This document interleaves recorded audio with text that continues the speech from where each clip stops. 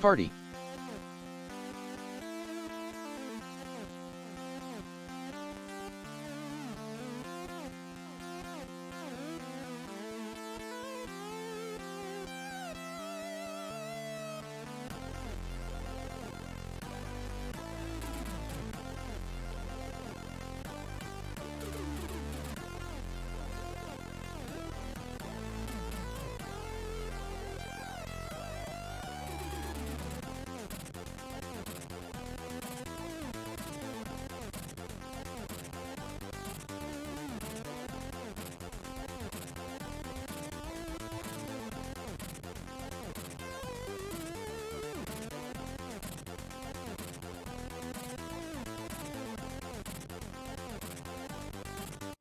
Button has been hitted. Here comes two. The loneliest two that ever did two. Hi, I'm Eric. I'm Jason. And I'm Chris, in case you forgot. I Oh. forgot. 100%. And where I beat it first. Yay! Yay! Woo! Prost, Kampai, Dostrovia. Lost. Yay. Jason, is that a beer? It is a beer. It's a new month. New month. Beer dip.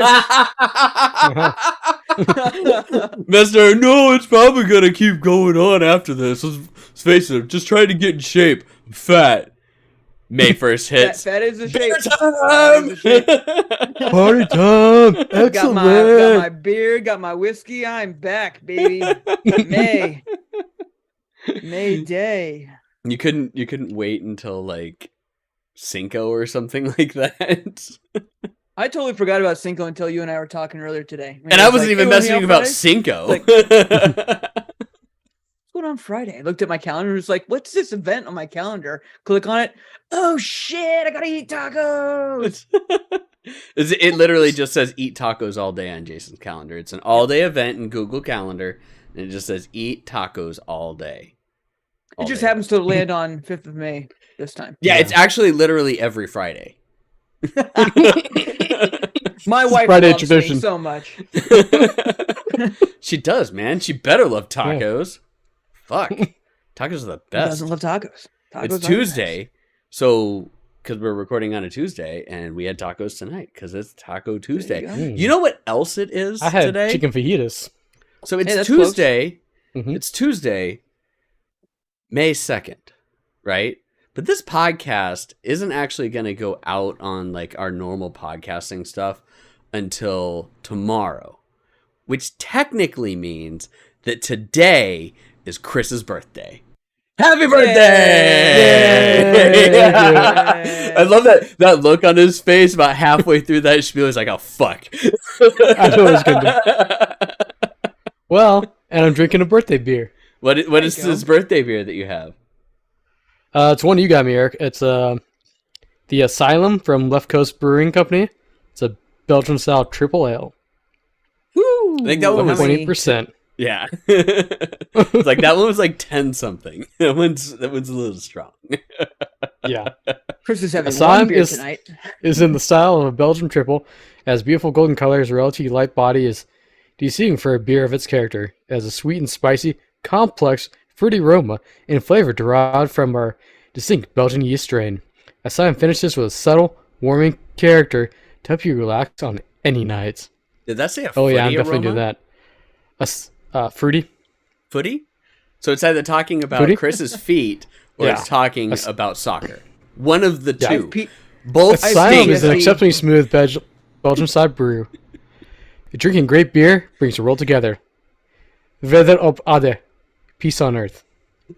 Chris is PTSD. really trying to read PTSD. this thing, and he is having none of our bullshit fuckery.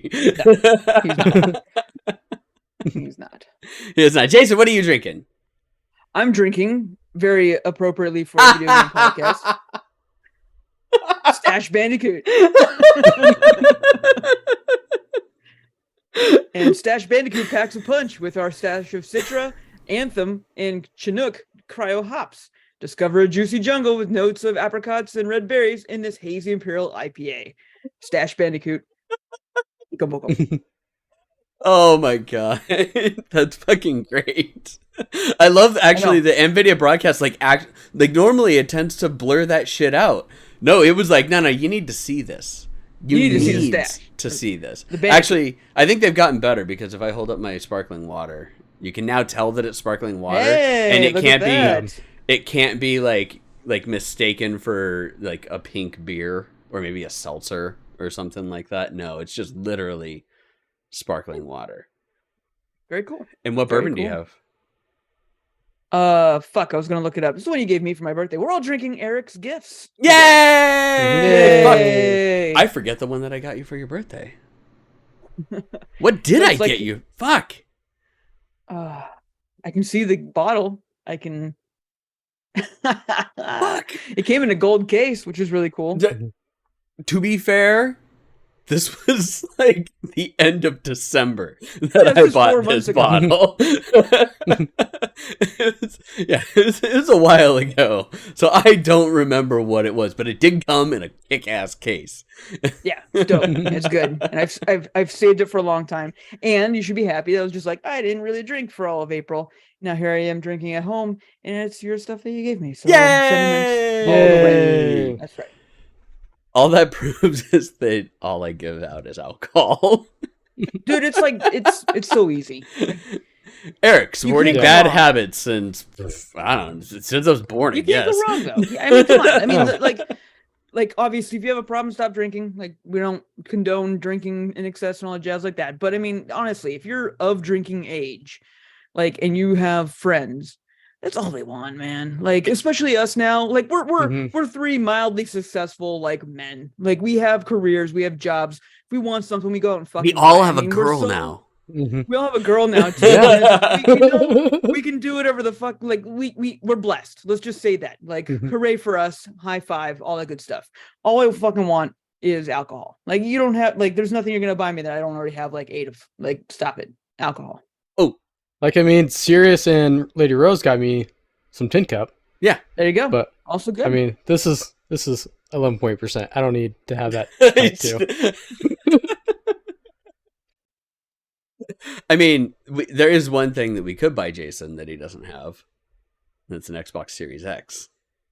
Yeah, but I mean, you can buy me a But why? doorstop all you want. Right? Yeah. It brings the question of why we would want to buy that, you know. Oh, man. I think I'd get more use out of the fridge. The Xbox Series. Probably. Yeah. I don't know. I still have my like regular mini fridge over here that literally has one thing in it.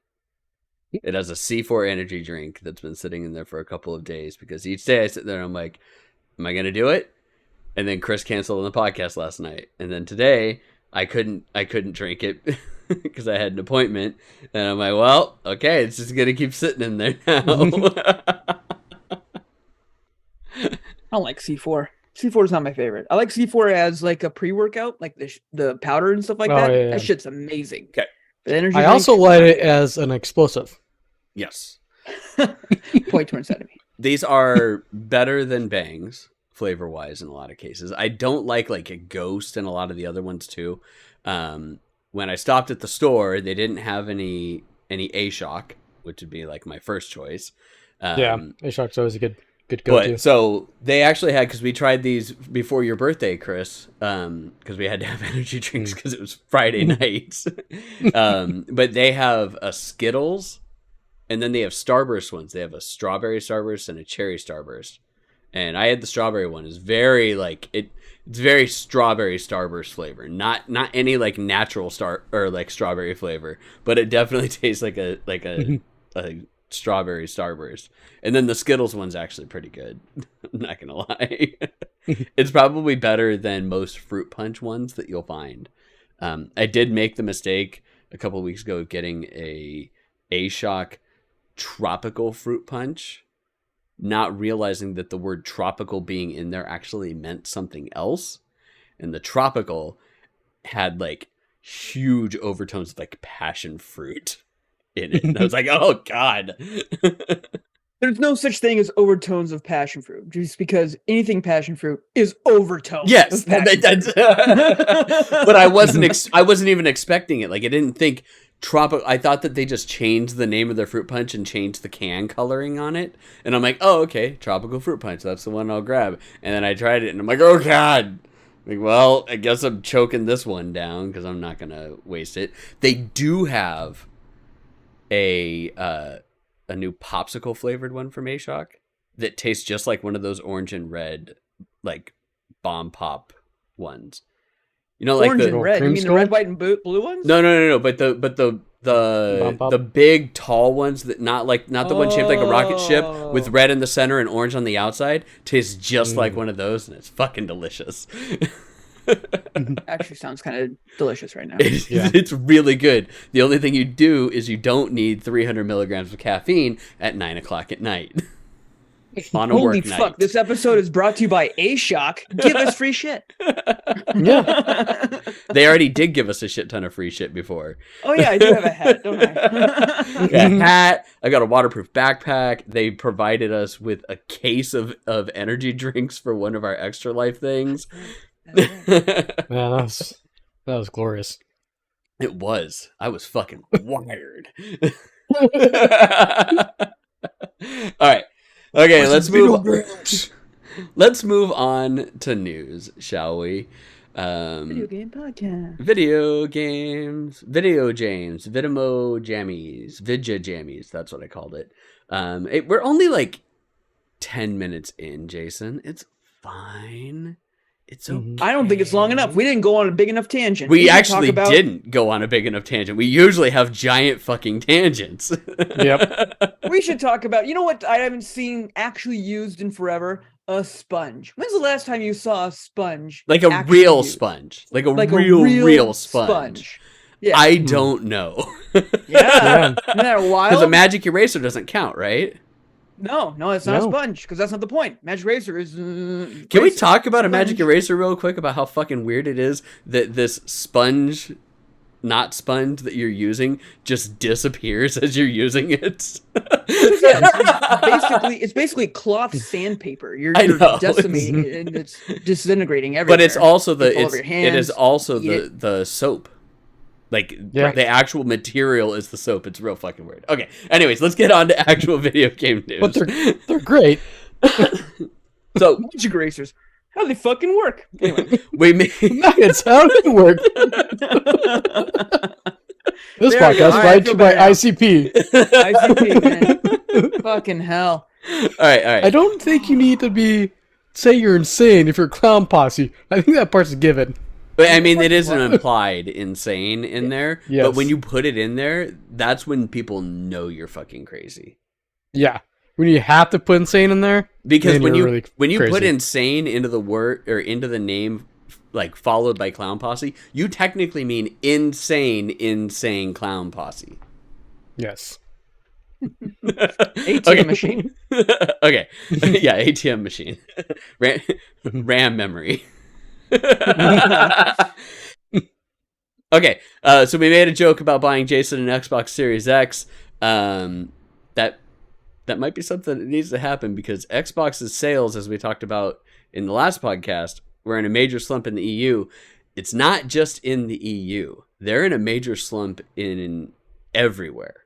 In the US, no matter what. Normally, Microsoft stays head-to-head with Sony. They're now down almost, I think it's like 6 to 7 points in total lifespan market share between the PS5 and the Series X. Series X/Series S, I might add. That piece of shit console. But not just that, they are down 39% year over year for quarter one. Damn. Now That that is sounds Yeah. like okay, but you know, there's issues with the economy, there's all these things that are going on. Maybe everybody else is down. No, actually, PlayStation 5's sales are set to are outpacing the PlayStation 4 even with the previous shortages. So we're talking lifespan of the console. They're outpacing the PlayStation 4, which was their best-selling console by this time as well. And Sony had the biggest Q1 of any console ever this year at 6.3 million units sold. Now, That's really interesting.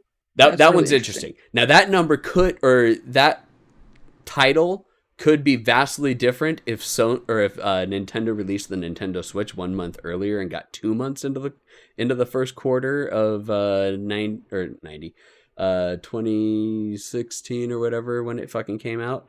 But 6.3 million consoles sold worldwide in the same quarter that Microsoft lost market share year over year, which is big. I mean, we've talked about a billion times on how the Game Pass is probably the best deal in gaming. But we also every time talked about that Microsoft's going to play itself out of this market because why the fuck would I buy an Xbox when I can play everything that I'd want on my PC? It's not even just that. They have no first-party games that came out in the last year. No. Like first-party exclusive games? Halo Infinite came out last year. Halo Infinite came out before this last year. Yeah. Oh, I see what you're saying. Okay. Yeah. Yeah. So in this last calendar year, they haven't had a single one, which Gross. is big. Yeah.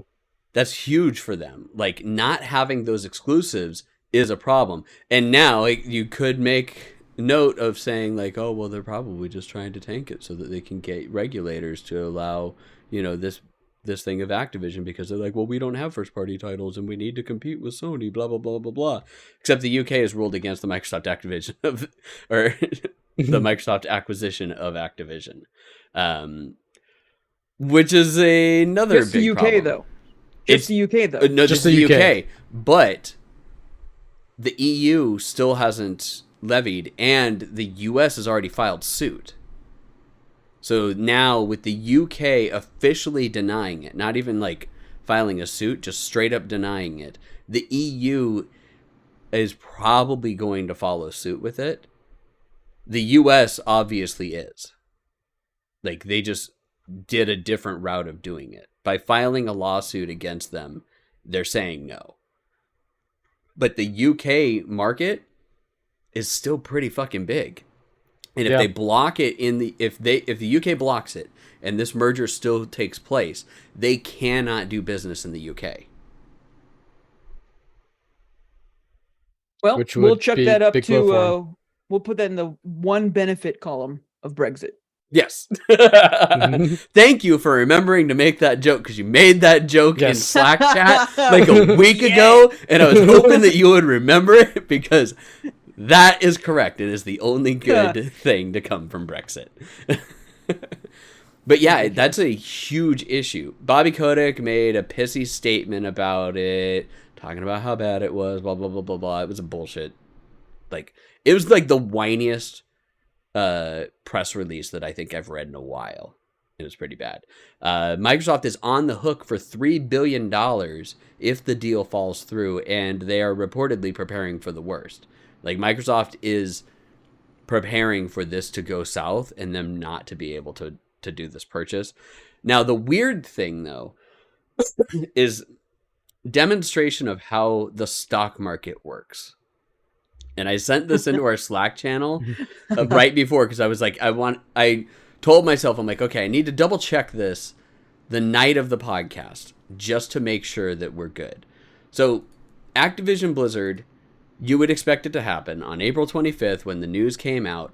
They went from $86 down to $76 or $77, and they're now currently sitting at $76 per share. So they have lost $9.33, or just under 11% in cap in 1 week. The weird thing, though, is the same day that this happened, Microsoft went from 276, and they jumped up to about 308. And are now hovering at $305.41. A 6.3% increase compared to an almost 11% decrease. Yeah, but we're comparing a conglomerate to a very specialized system here. Yeah. When to do not jump ahead in the news, but when did Microsoft mention that they're going to cut out their peripherals? Wait, their stock would go up for peripherals too? Dude, if you have a failing market and you're just like, hey, you know what, we're gonna get rid of this thing right now, and we're just gonna make focus. No, they announced it on the 24th, I think, and there's actually a stock dip. There's a dip from the 24th to the 25th. So they were on from the 20th to the 25th. They were on a slide going from about 287 all the way down to 277, and then interesting. April 25th. Makes it even a little bit more interesting now, doesn't it? Mm-hmm. It's really interesting, and I don't claim to know a lot about the stock market. I don't know a lot. Like, when I look at some of the purchase habits and like why people sell and buy at certain times, I'm like, this doesn't really make sense to me, other than the fact that someone's making money off of it. But for them to, like, I understand, like, stock prices are going to go down for Activision, but I would have thought that they would have gone down for Microsoft as well. Well, you want to have some real fun, we can talk about calls and puts that went on during this whole thing. If you really want to get into that. Sure, go for it. I guarantee. Oh my God. Okay. So I promise you that the reason why you're seeing a bunch of this, or what people were playing with that, is that the real stock market comes into doing covered calls and or puts, as you can say. And I'm sure you've heard a lot of that from Reddit and all that stuff like that. It was a big part of what hedge funds do. Basically, it's betting on failure or success within a company and stuff like that. So if you have stock, well, I'll cover covered calls because that's the one I kind of dabble with the most, is that if you have stock and you're just like, all right, I want to sell a stock and I'm willing to sell it for, let's say Microsoft here, it's just like, I'm willing to sell it for, 280, right? And I'll sell it to 280. And but I'll sell it in chunks of 100, and it's in weekly batches. So at the end of this week, I'll sell it for 280. But in order for me to give you that contract that I'm willing to sell it for 280, you have to give me a little bit of something. So it could be anywhere from like 10 cents per share all the way up to a couple bucks a share and stuff like that. So if you're selling in groups of 100, and each share you get like, let's say $1.25, then for each covered call you're doing, a group of 100, you're getting $125 of extra money. Now what's cool is that at the end of your period, wherever you sign up for, if it doesn't hit that amount, then you keep your shares, but you get to also keep that money. So you can be like, hey, person on because what day was April 25th? Let's just look at this real fast because I'm not 100%. April 25th was a Tuesday, so I doubt that it was going to be anything helpful on that. But if you were to be like, hey, like for the puts, so the puts is the opposite, where you're just like, hey, I'm willing to buy this at $28 or $280 if anyone wants to sell it to me at $280. And if you're sitting here on the Monday, the 24th, being like, man, $280, we're dropping like rock right now. I'll be glad to pay somebody $1.25 per share to pay my thing at $280. And then all of a sudden it comes to be the end of the week, and here we are now sitting at $310. You're now fucking pissed because you just sold all of your stocks, whatever it was, at a premium. You got a little bit of a premium, but you just sold them at $280 when the stock value is at $310. And so that's the difference of what it all can make. So you can easily just either be playing that market, which people do all the time, which is why you see a lot of stocks drop off at the very beginning of the week or the very end of the week, because people are playing that. The hedge funds are all playing that like crazy because they want, to make that money. Because it's a game. Nuts. It's a game. It's all this is their vidya jammies. Yep. 100%. Yeah. It's their gotchas. Yeah. So it's fun. Gotcha. So you can be like, hey, I'll sell my stock. So my stock if someone wants to give me some money. And they're like, yeah, I'll give you some money. And then you never sell your stock and you're just like, sweet, I'll keep this money. And they're like, sounds great. That was a great transaction. I'm like, I agree. Thank you for money. That's what it's like. This is $1,000. Like I'm not. Oh yeah, no. I know. It's funny. It's just funny. So yeah, it is weird though that it's like they coincide. The dip and the curve up on the exact same day, at the exact same time, is real strange. So if you put like a covered call on, like, let's say on Activision, being like, hey, I'll sell this for $76, let's say, and someone's just like, I'll sell it to you on Friday, $76. And usually if you're doing that on like a Monday, let's just say you did it for a week out, someone would probably pay a pretty good premium for that. Probably like, I haven't looked at the options for either company, but let's say it was like a couple bucks a share. And you had a couple $1 million or a couple million shares, something stupid, right? Or even a couple 100,000. You're just like, cool, I'm going to do like, 10,000 covered calls of this stock, and you give me money and I'll sell it off to you, whatever. And you do it on the opposite end as well with Microsoft being a put of, or I'm probably saying this backwards because I'm not a stock genius. Do not take stock advice from me. You've got the definitions right, but you may not have the words right. It's fine. You know what you're talking about. Yeah. But if someone's like, hey, I'm going to buy these ones and not actually sell anything, but I'm going to also buy these other ones. So I bet you somebody made easily a cool $1 million both off this transaction without actually owning or doing anything. They just got money. Saying that they'd buy it and it never happened, and saying that they'd sell it and it never happened. Hooray for me. I won free money for no reason. Yay. So so that's the weird part. Well, weird and also understandable. Like as soon as that happened, I was like, oh yeah, I bet their stock price tanked. Like that one's not a shocker. The Microsoft going up one, that one was a little weird. But also in conjunction with this, because when it rains, it pours, NetEase has now filed a lawsuit against Activision for $44 million. If you remember back, NetEase was the Chinese distributor for all things Activision, and then Bobby Kotick felt threatened and pulled the plug on that whole thing because Bobby Kotick's a bitch. Yep. Oh god. Okay. We're just gonna keep going down this list right now because this one's fun. Redfall is actively being review bombed right now, but this time it's legit. Because it's not the gamers doing it, it's the press review bombing the game. Because it sucks. And it is bad. And read the next line, Eric. Read the next surprise, line. Jason was right, Redfall sucks balls. Wait, did you remove I didn't even notice that Chris removed the conversation that he and I had back and forth in the Google Doc. Because he was like, he wrote in there, he's like, it's being done by the journalists. I'm like, that's implied, dude. But anyways, yes. This game, when they first did it, they showed nothing but CG, like pre-rendered shit.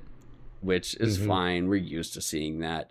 The weird thing that I say is strange is that the game looked better previously in gameplay footage that they showed than it does now.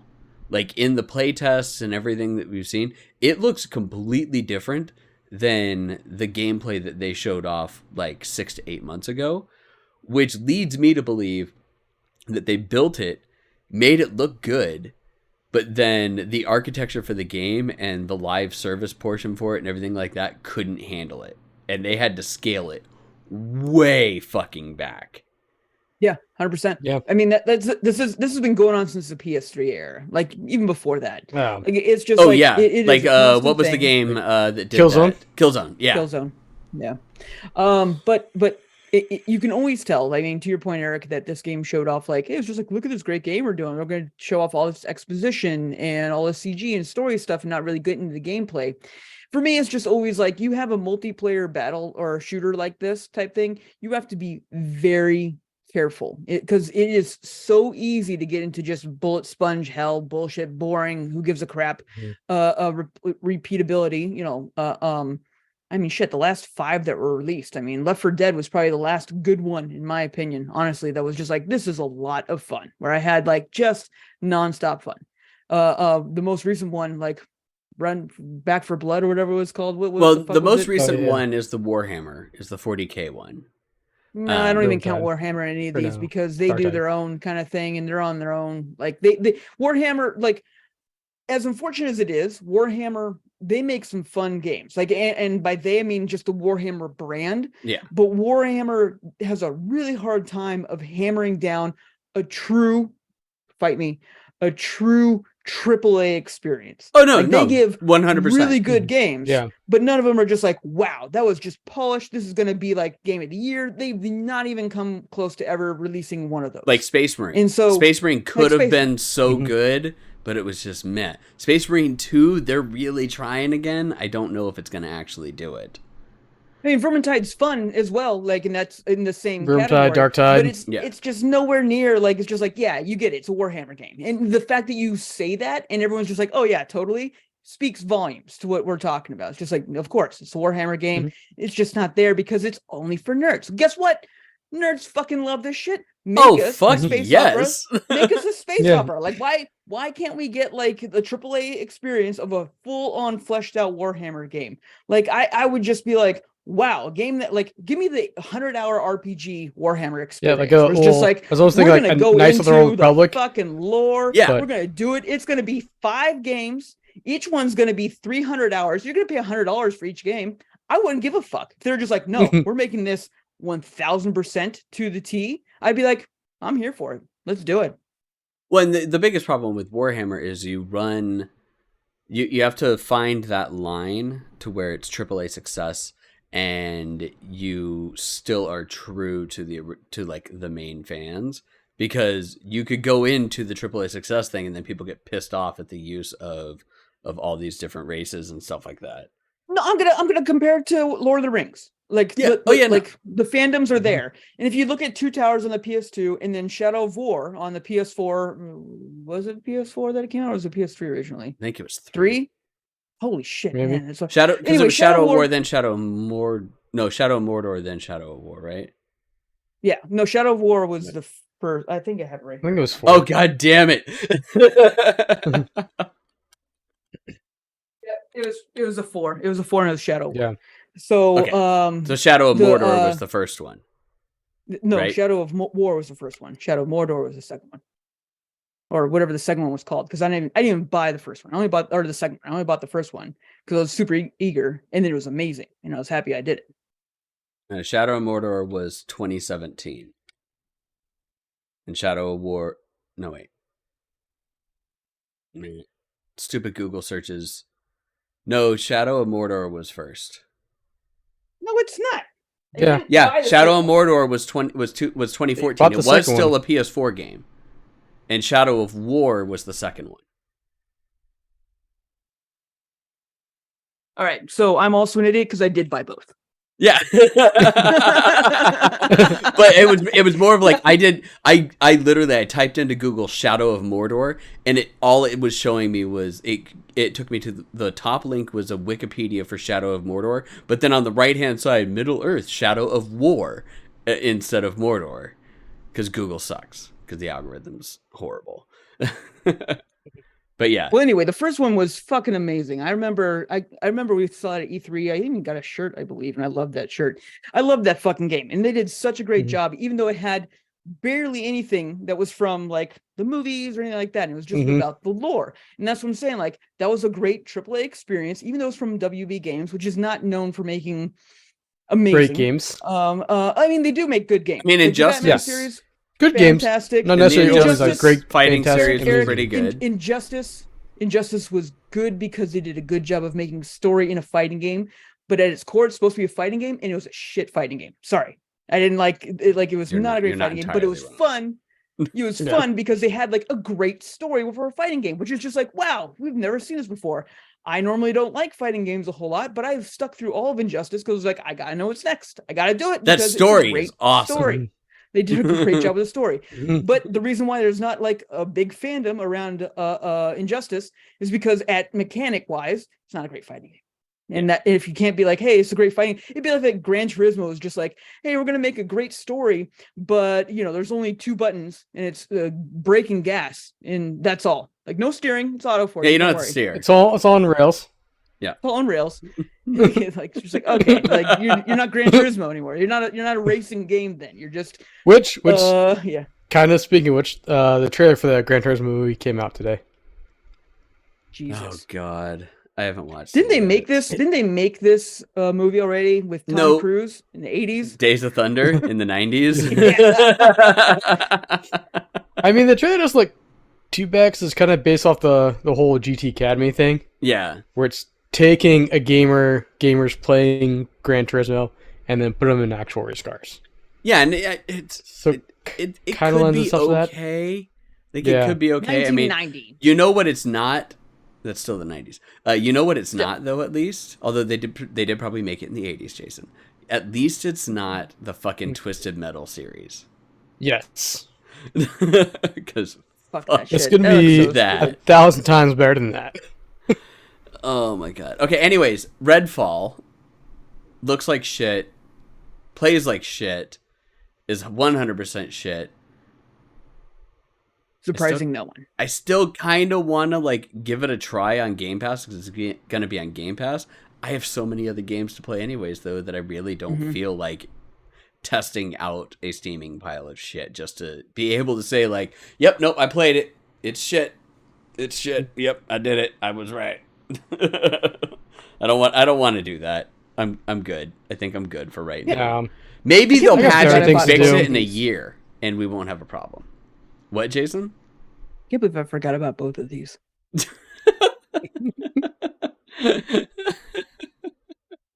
They probably came with soundtracks and then you fucking nut all over yourself. Well, I know I played both of them. Like there was no doubts there, but I thought I got Shadow of War as like one of the free games because I think it was free It year is free. or 1 month and stuff like that. Yeah. And so, but I guess I bought it because I loved the game. I did love the game. So I there's think you no- bought it specifically because you loved the first one. Well before Makes it sense. became free on PlayStation Plus. Like Oh, well well, before. obviously, Yeah. if I have it, it's because it was before free. I'm not an Yeah. idiot. I'm not going to pay for. Well, I something know. for free. I'm just saying. You bought it well before. All right. Speaking of Warhammer 40K, which we kind of talked about inadvertently, like I was not expecting to go into that. Warhammer 40K for some reason is part of World of Tanks Modern Armor now. I don't know why. See, this Well- is just what. They See, they this- have one tank. Okay, so here's the thing: is they do have one of the tanks. They have a Warhammer tank in there, but then they have Warhammerified versions of existing tanks with like barbed wire on it to kind of make it feel like it belongs to the orcs, and it's dumb. You know, I think this is actually a really good idea because now you don't get people leaking classified documents on Discord. I mean, that's true.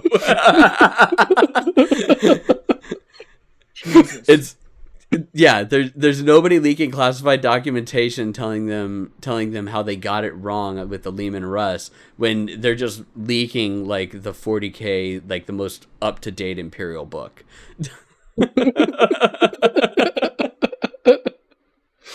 Although if we did have military style technomancers, I'd be behind that. I don't know about that. I don't know if I want that. Yeah, yeah. I'd join the military. I'd join the military. I'd be like, sign me up. I want to be a technomancer. Let's do it. If they could make me a Let's do technomancer, maybe. True. it. Maybe. Absolutely. This And is you know what you'll spend your time doing for the government as a technomancer? what? Bitcoin.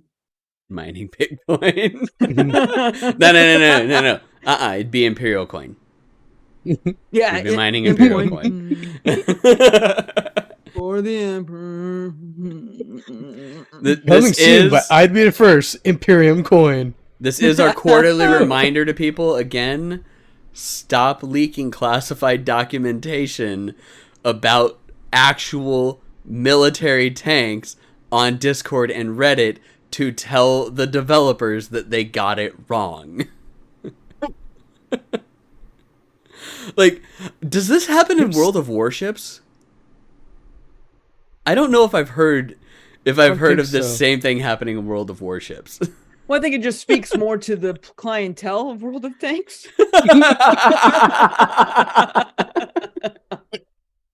Well, and also like warships, you're talking about like a massive warship, so maybe they're not going as detailed. I guess, yeah, it's like you would have to really, really, really get in there and then like freeze frame it in order to do scale measurements of whether or not they got this porthole in like the right spot or anything like that.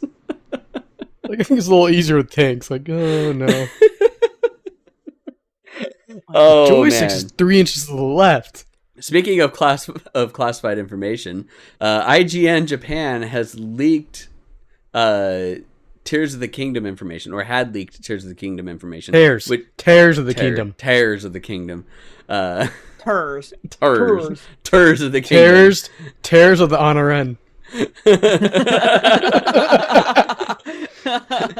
Oh, okay. Sounds better as tears, but all right. So they have leaked That's a information deep cut. about Tears of the Kingdom. We're gonna get hate mail for that. It's Turs. It's Turs now. Turs. We're going like neutral on this, guys. It's Turs. Turs. Turs. Anyways, Like, what did I say? Correct me. Yes, that's what I said. Turs. Anyways, it has now gotten them in hot water with Nintendo over NDAs that they signed, which is fucking stupid. Like, if you're a small public or a small website, you can kind of do these things and get in trouble and whatnot. But when you're the size of IGN, you would think that you would know better. Well, this is the equivalent to somebody leaking classified documents in Discord, because it's just like it's the same problem. You have a giant base of people who have this access to this information, and then you have to try to control them from being able to share it on out. That's not even it. It's not even that. They leaked it by posting it on their site. Mm-hmm. So it wasn't even you think every post, dude, like look at our website. You think every post is moderated, audited, looked at, all that stuff like that? God, I mean, no. yeah, And but we barely do anything. Yeah, but NDA leaks generally like go out, they talk to somebody so that then somebody puts it out onto Twitter or something like that. You don't fucking put it out there like full on your own site. That person's an idiot, and that person's probably fired. For sure. For sure. I mean, that's I'm not defending them in any way, shape, or form. I'm just saying, like, here's easily how it could happen. I mean, the 5 people that have to accept the NDA when they're accepting it aren't the people that are making the content that's eventually going to go out, and are definitely not the person that's being like, is this proofread? They're not looking at the NDA. They're just being like, it makes sense. ChatGPT tells me that the grammar's correctly. Let's hit enter. No, actually, what happened was they asked ChatGPT to write them an article about Breath of the Wild, and ChatGPT just spit out a bunch of shit about Tears of the Kingdom. Turs. And they didn't proofread it, and they just put it out there. We're gonna we laugh, but you're gonna start seeing that shit everywhere, where it's just going to be like, who the fuck wrote this? Nobody is the answer. Get ready for that. It's Nobody. going to be happening a lot. I mean, It's the already idea has happening. crossed my mind. I was like, already. oh, let's just put out a bunch of AI written articles on the website. It's fine. No, but it's already happening. There's Yeah. tons of them. It's been happening actually for a while. AI written articles just on sites and whatnot. And we were actually having a conversation in Discord about that the other day because what was the fucking site? Vice shut down. Because Vice shut down their gaming site. And a lot of it is the proliferation of all this AI bullshit regurgitating all these small sites that you look up that regurgitate the same things just straight up for SEO and everything like that. Like, I mean, if you just go in and you just type in Genshin and then any character that's in Genshin build, and you're going to get a litany of sites all putting out the same information, grabbed and with content written by mostly by AI, and then they just copy paste in stats and stuff like that. So this is not something that is new. This has been happening for a while now, unfortunately. My Project Cars 2 controller settings was 100% my hard work. It was. That's right.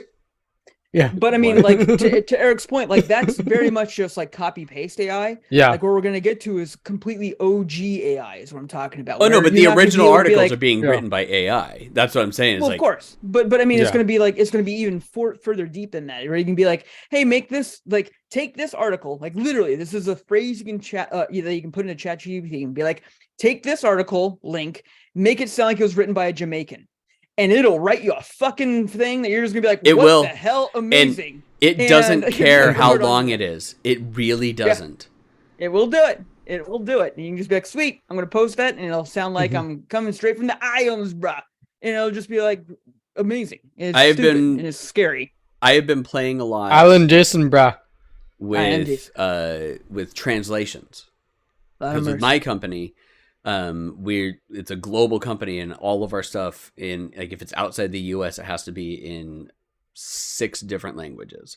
So we have to be able to translate everything. We go through a translation company, and translation companies charge a fucking arm and a leg.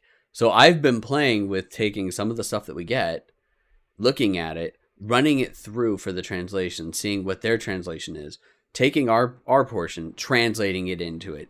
And what I found is you can have it translate, you can have it run it again, and it will actually change up some of the words and whatnot, because in a lot of different languages there are different words for the same thing, basically, just like here. And you can tell them to put it into conversational, and it will re-wordsmith your sentences so that they fit into a more conversational version of that language. And then the translation's completely different. Like it's doing some good weird shit. Here's something that I'm going to soapbox a little bit about translations just for here a second. Something that's always bugged me, because I work globally, I have teams all across the globe as well, is that, and this has nothing to do with my career, but just something I've noticed, is that if you get an instruction manual for whatever, new fan, let's just say, all right, I got a new fan, and you open it up, and you can tell it's just Google Translate all over the place. It's like, no, put fan in toilet. It's just like, of course I'm not going to put fan in toilet. Like, what the hell? Everyone's totally fine with it. Just like, we get it. No big deal, whatever. But then if you like read through a little bit and you go to like the few languages that I know barely anything on, like you go to German, you go to French, you go to like Spanish or anything like that, you read it and it's just like even slightly off. People are up in arms, just being like, how dare you translate this so inappropriately that you're insulting my grandmother about this fan? Just like, whoa. Like, relax a little bit. It's a fan. Please don't put it on your grandma's face. I'm sorry that your grandma's face loosely translates to toilet in English. That's not the problem here. The problem is that we all understand that loose translations are a thing, and it bugs me. That just bugs me. That's all I'm saying. That's why. Like, But your grandma was into some stuff. Your grandma did some shit. Let's. So the one key that I will tell you that I have been finding for that is if you are doing translations and you're using AI or anything like that to do it, translate it, then reverse translate it, then translate it again. See, Good point. see what you get out of that to make sure that you either A, get the same thing that you put into it, or B, you know what words they use that it probably shouldn't have been using. Oh yeah, I mean, haven't you seen those like videos, or like I'm sure you've even done yourself, where people take like excerpts from like the Bible or Lord of the Rings or anything like that, and then put it into Google Translate, translate it to whatever language you want, and then throw it back into English, have it retranslate, and then read it, and it is just bonkers. Oh yeah. Google Translate's not the best. No, ChatGPT it is unfortunately not. has gotten No. way better than Google Translate. Way better, Way and better. is getting way better every day, which is even Yeah. crazier to like. Yeah, if you look at actually, that, me like, it's going nuts. through and doing all this testing is making it better. It's making it better. Yeah. Because it's going to be like, oh, this is what you like. You got it, daddy. You got to translate, daddy. Well, because I'm feeding it like a lot Right. of stuff. You're I'm feeding reading it the data. reading Yeah. it technical It's learning manuals from and you. stuff like Yeah. that. Yeah. So, oh man, we glanced over this a little bit when we were talking about Microsoft stock, but Microsoft has shuttered their PC peripheral division. Which Jason made a joke about a 1998 keyboard and blah blah blah blah blah. They actually were making some solid keyboards into the mid 2000s. Like, I'm not gonna lie. they were still fighting head to head with Logitech.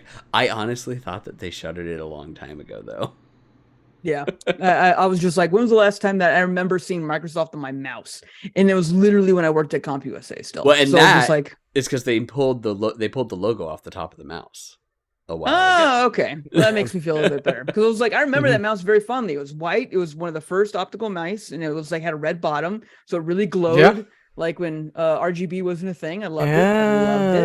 Yeah, I remember that mouse. Yeah. But they also Oh, they were yeah, the that one. ones that made the folding travel mouse. Oh, that's that right. folded that in half. stupid thing. And Wasn't it like ridiculously expensive too? It was like it was way more $120 expensive for than it. it should Yeah, have been probably. because it wasn't like a Yeah. really good optical sensor on it. But the idea was sound because it folded up into a smaller thing and it was thin in general anyways. And when it popped back out for normal use, it had the same curvature of a regular mouse, just with none That of was the cool. interior stuff. Yeah. That was pretty cool. But that was pretty much it. That and ergonomic keyboards. Where are people going to get their ergonomic keyboards now? You got to build them. Mechanical Keyboards Mechanical Inc. keyboards. They don't have Shout out. every ergonomic style, though. Microsoft, I swear to God, Microsoft had like 10 different ergonomic styles. And mechanical keyboards you- only has a couple.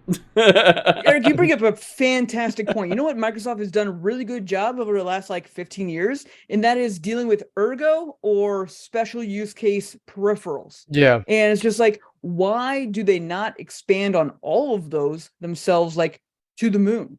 Like we've all talked about like Xbox's Their controller thing. Yeah, Yeah. their adaptive, controller their thing that adaptive they player. made, their- Adaptive controller. their controller. adaptive Yeah. like why has that just been blown up everywhere? And it did get its moment in the sun, but it's obvious they're not putting like way more money behind it. And it's just like, why are we not making it so that not only for consoles but PC people to be able to use them in completely different and new ways? Well, and it did blow up so much so that Sony actually started, because we talked about that Sony has released or has shown off their version of it. Shown off. Yeah, I mean, but that's like 6 years later. Like Xbox. Oh no, it was a had long this time later. controller This is a true. long time. Because we And- made and that the only joke reason, too. like, the only reason why Sony's even bothering is because why not? Like Xbox obviously not tapping it, so let's do something about it. I don't know. It just bugs me. No, rightfully so. It's Microsoft is just like Google. They're the kings of no follow through on these things. Ooh, I Ooh. like that. I think that's But I mean, think about it. They have zero follow through in anything that they have done other than fucking Windows. Windows and They're the best at- Office. They are the best at fucking Windows. That I will Yeah. I will say that. They have continually said to themselves, "We will fuck Windows horribly and make it worse and worse with every iteration, mildly better on one, so they go, oh, maybe it's moving in a proper direction, and then much worse the next step that they do." Fuck it. But look at their No, phones. we're just taking a little break, catching our breath, and then we're going right back to it. phones. Yeah. The Zune. Yeah. PDAs. Like what else can we name in here that we haven't already named off? But they do this all the time. The Xbox is turning into that as well. They put all this money and effort into it, and it's poor execution. The Kinect. The Kinect. I loved the Kinect. The Kinect. I thought that was. I mean, so it was a really good idea. It was technology. It was revolutionary, and the problem is that Microsoft Yep. never actually fully supported it for the extra things that people were hacking it to be. Mm-hmm. Yeah, 100%. Microsoft should have they should have grabbed that thing and marketed it for so many other things instead of people buying secondary market and continually going through and doing things. Oh, the fucking HoloLens? HoloLens. Thank you. Yeah. Holy shit. There's so many things that we can list off, and we can do the same thing with Google. I mean, Google's had 5 failed social media platforms. Like it's insane. Google Wave was Orkut. Orkut was another one. Plus was one. Yeah, Google Plus was another one. Then they really tried making Google Maps into a social media as well. That failed miserably because they lumped everything into Plus. They've had there's actually other ones that got set up. Now back when Orkut came out, they had like 3 running because they were all small ones made by devs, but still, that's like they're the same company now. At least Google is finally getting like fiber optic into other areas, which is good. But Microsoft we'll soon be able to add the Activision Blizzard acquisition to that list. Anyways, let's see here. Well, that one's at least not totally their fault. That's more just Wrigley. Did we not? I swore we talked about this on the last episode. Their fault for trying. No, I guess we didn't. Okay. Oh no, yeah. A gamer declined a lifetime Game Pass subscription from Microsoft because the amount that they were going to have to pay in taxes, like up front, didn't make it even for 10 years. Because Like the tax even system's for 10 fucking years. the tax system's stupid. They should have said, I think why you got confused about that was because, we're talking about CPAs on cutscene. Oh, yeah, maybe. But, I think, don't quote me on this, but I think that the workaround is that they say, we will sell you a lifetime subscription for $1. And I think that's the workaround for it. No, because you can't do that because it's still perceived value. Like that's the same reason why you can't do that with everything in your daily life. That's why your parents can't be like, "Hey, you want to buy this house? Sounds great. We're going to give you 50 grand so you can do that." Because the IRS, or not the IRS, the tax people are going to be like, you can't do that. Like that's not your income. Well, they have to be on the loan in order for that to fly. They have to be considered then they'd equitable. have to be on the loan. I did have this conversation with somebody the other day about they own a car that their parents bought, but they're still on the title. And if the parents sign the title over to it, which is now completely owned outright, like they don't owe any money on it, but the parents sign the title to it, that person is going to have to pay like a shit ton of taxes on it. So I was like, all right, the workaround is your parents go in with you. They put that car in for trade-in. Your dad goes in as a secondary on loan. He knows you're not going to fuck him, and then you just pay for the car. Regardless, if you could just be like, hey, the perceived value of this is whatever, but I'll sell it to you for less, then every business on the planet would be doing this. Mm-hmm. Like it's just like there's no way. Yeah, I would do that. It's just ridiculous. It's like I understand the taxes, but that one's just nuts. What needed to be really the thing, and here's what the real article is. It shouldn't be about like, oh, a person rejects Xbox lifetime membership because of taxes. It should have been like, Microsoft's a piece of shit company that won't cover the taxes for something that they are giving away for free. Like it's just like, shut the fuck up. I mean, that's true. You can do that. Because you can can cover the taxes. Hey, part of the winning is that we will give you also X dollars cash. Congratulations, you have just won, and this. Which is one, and then they just have to levy it out so that it covers the taxes for both the cash and for that.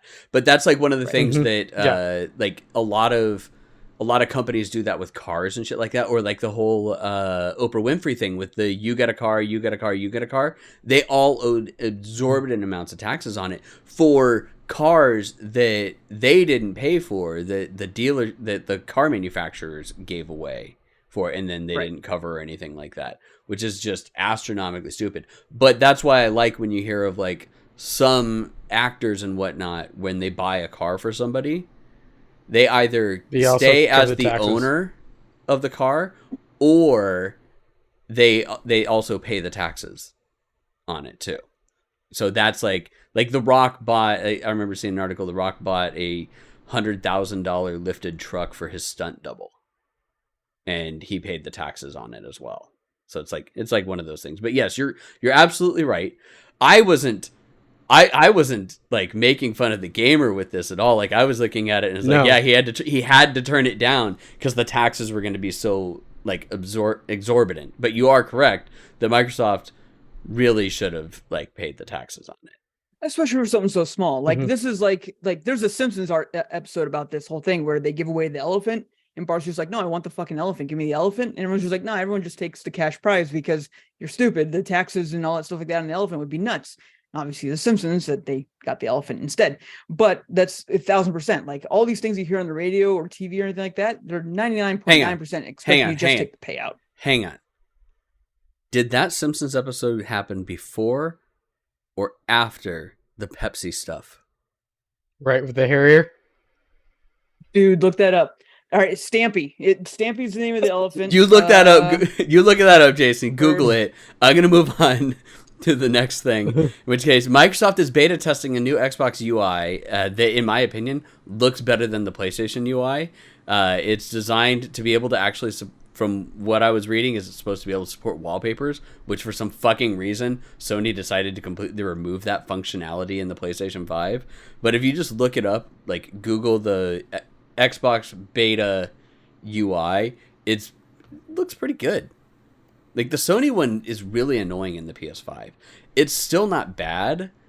Like, it's still not like Xbox 360 or Xbox One UI. But, all right. Jason's found out Simpsons info. episode came out in March of 1994. Oh, yeah. Goodbye. So, before... Hang on. The Harrier Jet was 96. Holy The fuck. buy Pepsi stuff was March, 2 years, exactly to the date, 2 years later, 1996. Exactly to the date 2 years later?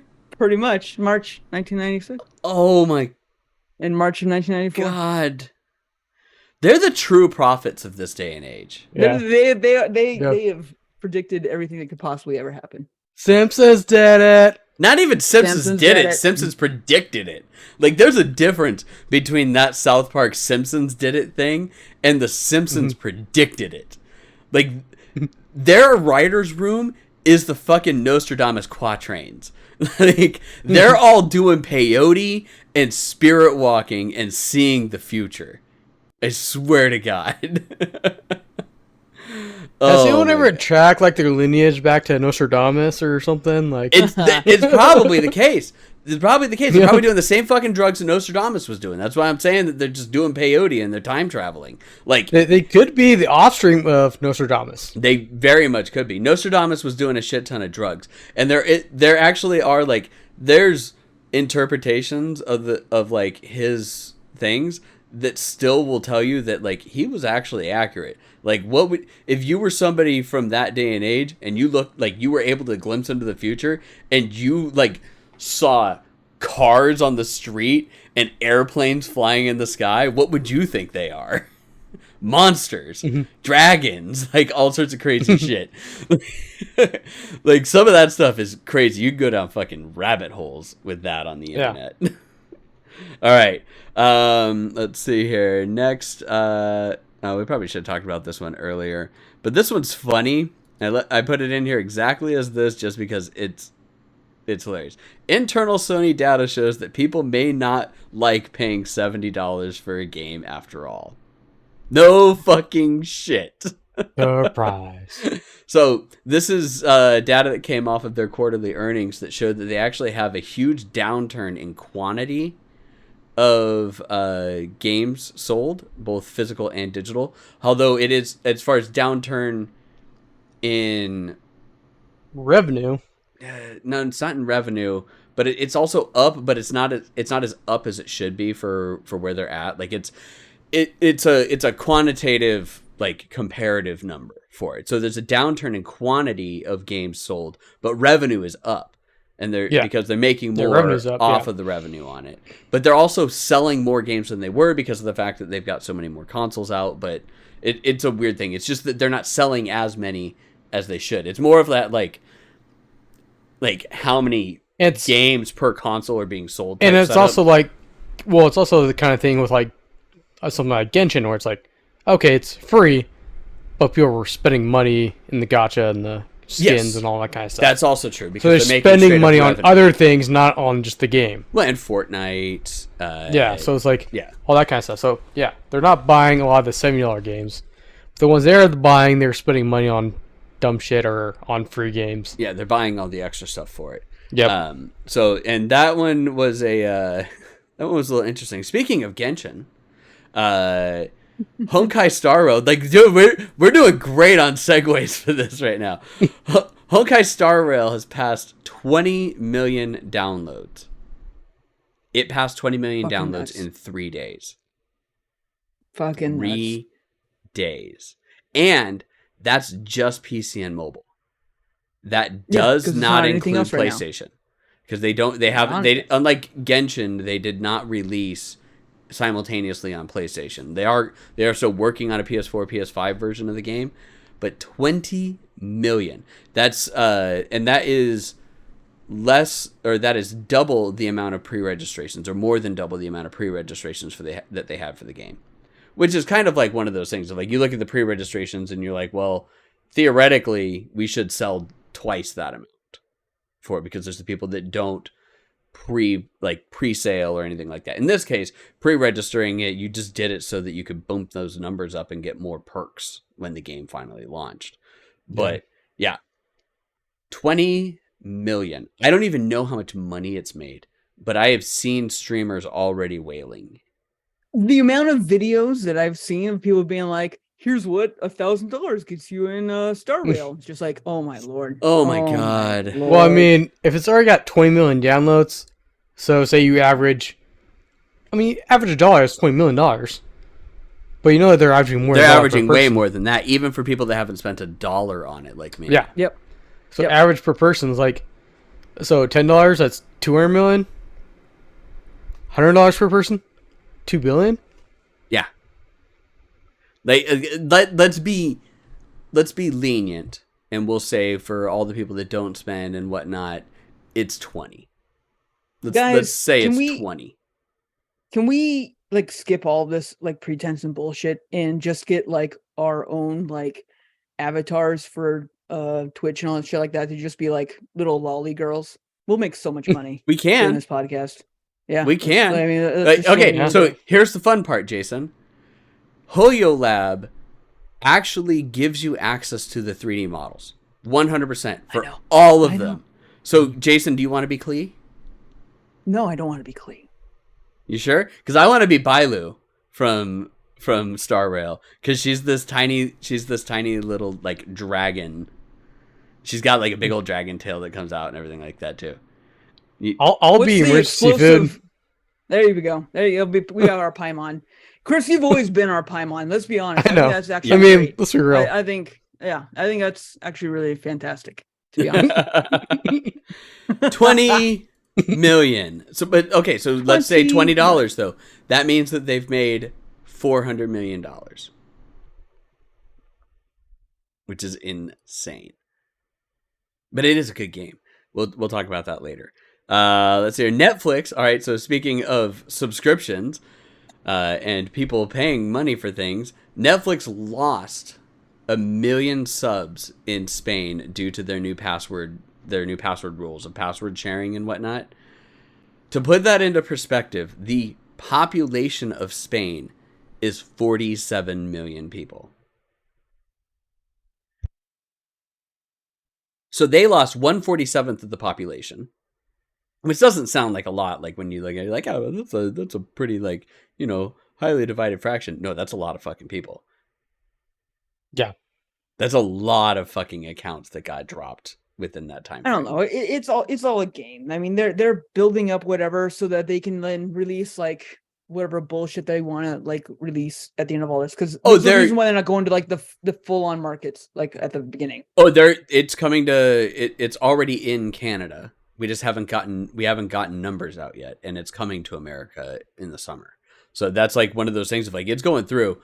Man, they're really like holding fast on this and waiting until the very last second to pull the plug and be like, oh, you guys are right, we'll let you go back to sharing your passwords again. Like they're really waiting to the last second though, because this has been going on for a while. Yeah, I mean if I'm Netflix and I'm seeing this and just like, all right, 100 million people or 1 million people just left and whatever, that's a good chunk of change, don't get me wrong, but are you really getting that amount versus the amount of like content that you're providing? Like, because at the end of the day, okay, let's just say that only one other person is sharing each of those accounts, right? So you have 100, you have 100, Jesus, you have 1 million subscribers, and they just shared with their friend. Like, let's just say it's not just that. Instead of like sharing with their entire family, like we all definitely don't do. And it like, so you're figuring like, okay, the amount of content that I'm creating and putting out there and providing like my server costs, my download and all that jazz like that, to just double the amount of people that are actually paying, is it worth that? That's the way I'm looking at it for me. Like if I'm Netflix. Well, you're talking no way. I would say on average it's $13 depending on which tier it is that people were doing. So you're talking $13 million in revenue a month. Right. And that's what I'm saying. And this is just Spain. This is just Spain. Right. This has happened in so many other markets now too that we just don't know what the actual like rejection. That's what I'm saying. That's what I'm saying. It's there's no way you're spending so much. Like to your point, it's just Spain. There's $13 million a month.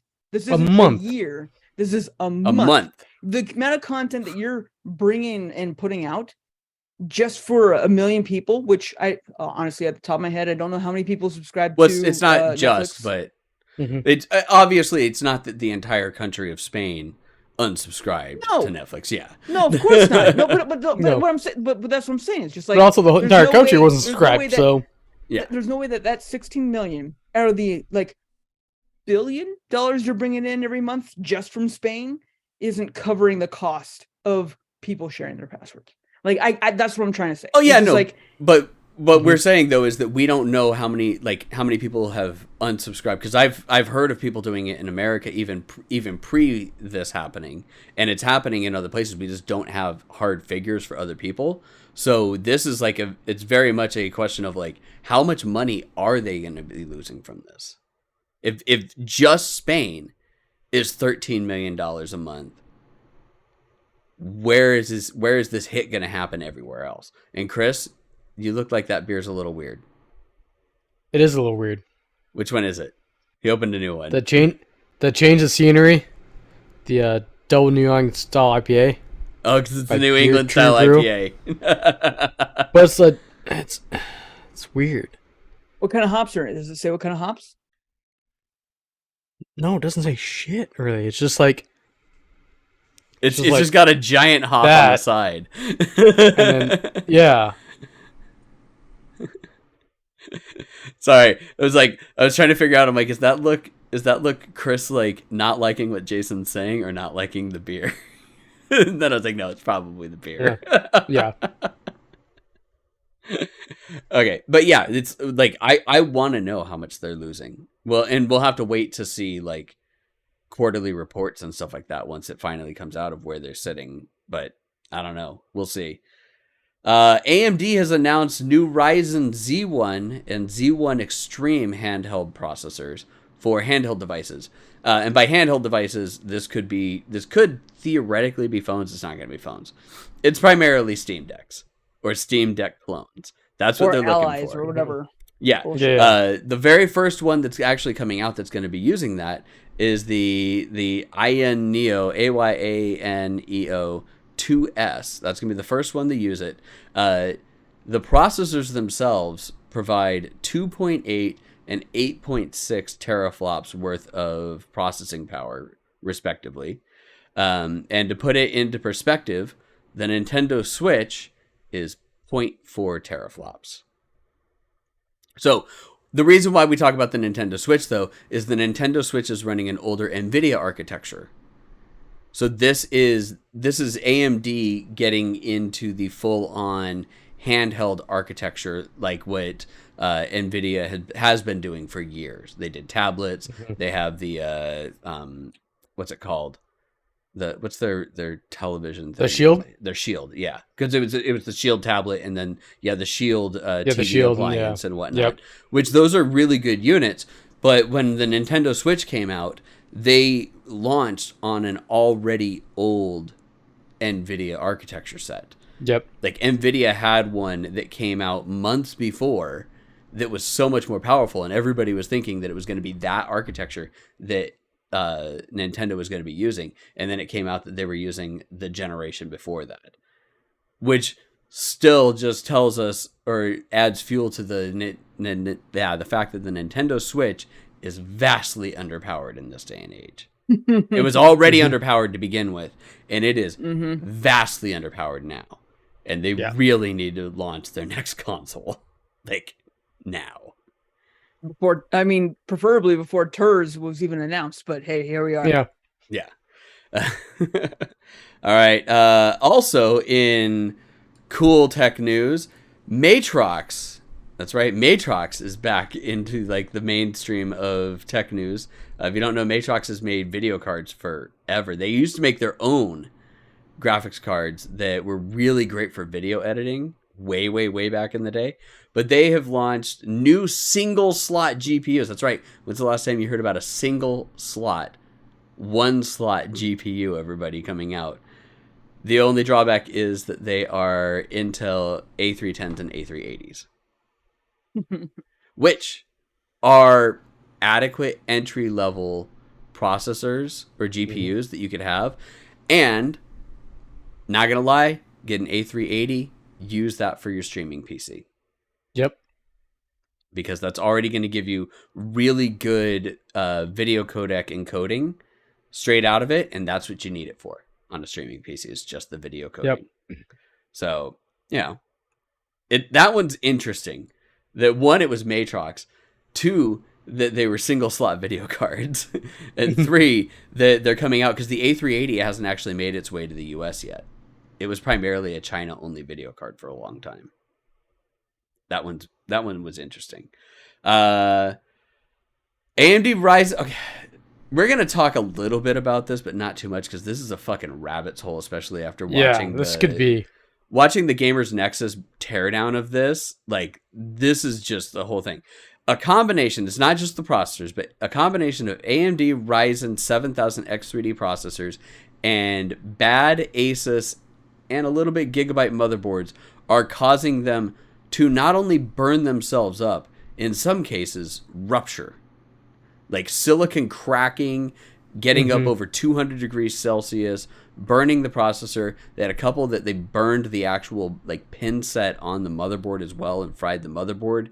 Like it's all bad. It has to do with what Gamers Nexus found of bad voltage control with overclocking, but not just because it's bad voltage control, but because they aren't properly utilizing safeguards on it. It's like a whole thing. Go on to Gamers Nexus on YouTube and watch their teardown for it. They're going to get really in-depth in it. They're going to be really fucking pretentious about it. Steve's going to be a fucking jackwagon when you watch the whole thing. Just tune Steve out, except for the information that you get, and watch that teardown because it is good.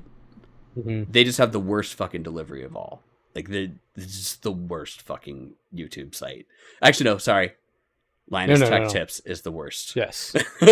Sorry. They're still better than Linus Tech Tips. Yes. But that's just because Steve is an arrogant prick. All right. Yeah. Another month and another EVE Online heist. And remember, EVE Online heists, when they happen, involve theoretically, technically real world dollars. In this case, $20,000 got stolen from a rival clan in a hostile takeover. The TLDR of it, yeah, the TLDR of it is that two guys found a clan that wasn't active on EVE at that time, and a board of directors for that company that wasn't active on EVE. They bought minority stakeholder in that company, filed for a replacement of the board of directors. Nobody responded in 3 days, in which case then the people that filed were legally allowed to appoint new board of directors, appointed themselves, looted the place, and burned it down. I love it, man. It's all 100% legal. They followed the rules of the game and everything. Like, they didn't do anything illegal. Like, stole $20,000 worth of shit legally. Yep. EVE, man. This game's been around for so long. Like, it makes WoW look like it's like blasé. Like it like EVE is just like EVE is the true metaverse, in my opinion. Like it's just like, yeah, that's where the second world is. The best thing that I read in this when I was reading up on it was that, like, they talked about, like, it's assumed $20,000 because there's no actual real market value for anything in EVE, because technically there's no legitimate like currency exchange rate for it, because there's no real money that gets put in. But if you factor in the black markets and gray markets that happen on there and the side auctions and all the stuff, it's about $20,000. And just like some of the heists in like this game will take like years in the planning. Yeah. And or like, the war preparation, like wars stuff like that would be like multiple years ongoing for like conclusion. There's like, wasn't it a war that they estimated like $300,000 worth of actual like stuff was destroyed in that war just because of that? It's nuts. All right, let's talk a little bit about Jedi Survivor, shall we? Everybody's been excited about Jedi Survivor to come out. I know Jason's been excited about Jedi Survivor to come out because he loved the first game for it. Yeah, and so far, great. The weirdness of this game is that it's all over the place in reviews. It is either really great reviews or really shit, especially on Steam, because of the fact that it's a pretty bad port over. Like, it doesn't run well. The textures aren't great. It's muddy as fuck in comparison to what you get on the consoles. Frequent crashes. Yeah, console gaming seems to be pretty good. Like, people aren't really having that many issues with it. There were a couple of other things, though, with the PC one. Their DRM is fucking stupid, and it's giving too many install errors and locking out the game off of your account for hardware editor or hardware testers, people that are constantly like swapping out video cards to see how a game runs with X video card, because they've got a bunch of them doing their jobs, doing what's set, like in their little test setups. Yeah, it's like, nope. Power the game off, put in a different NVIDIA graphics card. No, they're doing what Microsoft used to do, in which case Microsoft used to look at it and be like, you've changed too many components, you have to get a new CD key for it. Microsoft doesn't do that really anymore, but now they're doing that for a fucking $60 game. Right. Which is stupid. They're spending more on the DRM than they are on the actual production of the game, apparently. So, good on them. Okay. Now, this next part, though. Well, I don't think the game's actually bad, but... No. I've heard really good things about it other than the PC stuff. So, this next part, though, I can't tell if this is actually good gameplay or not.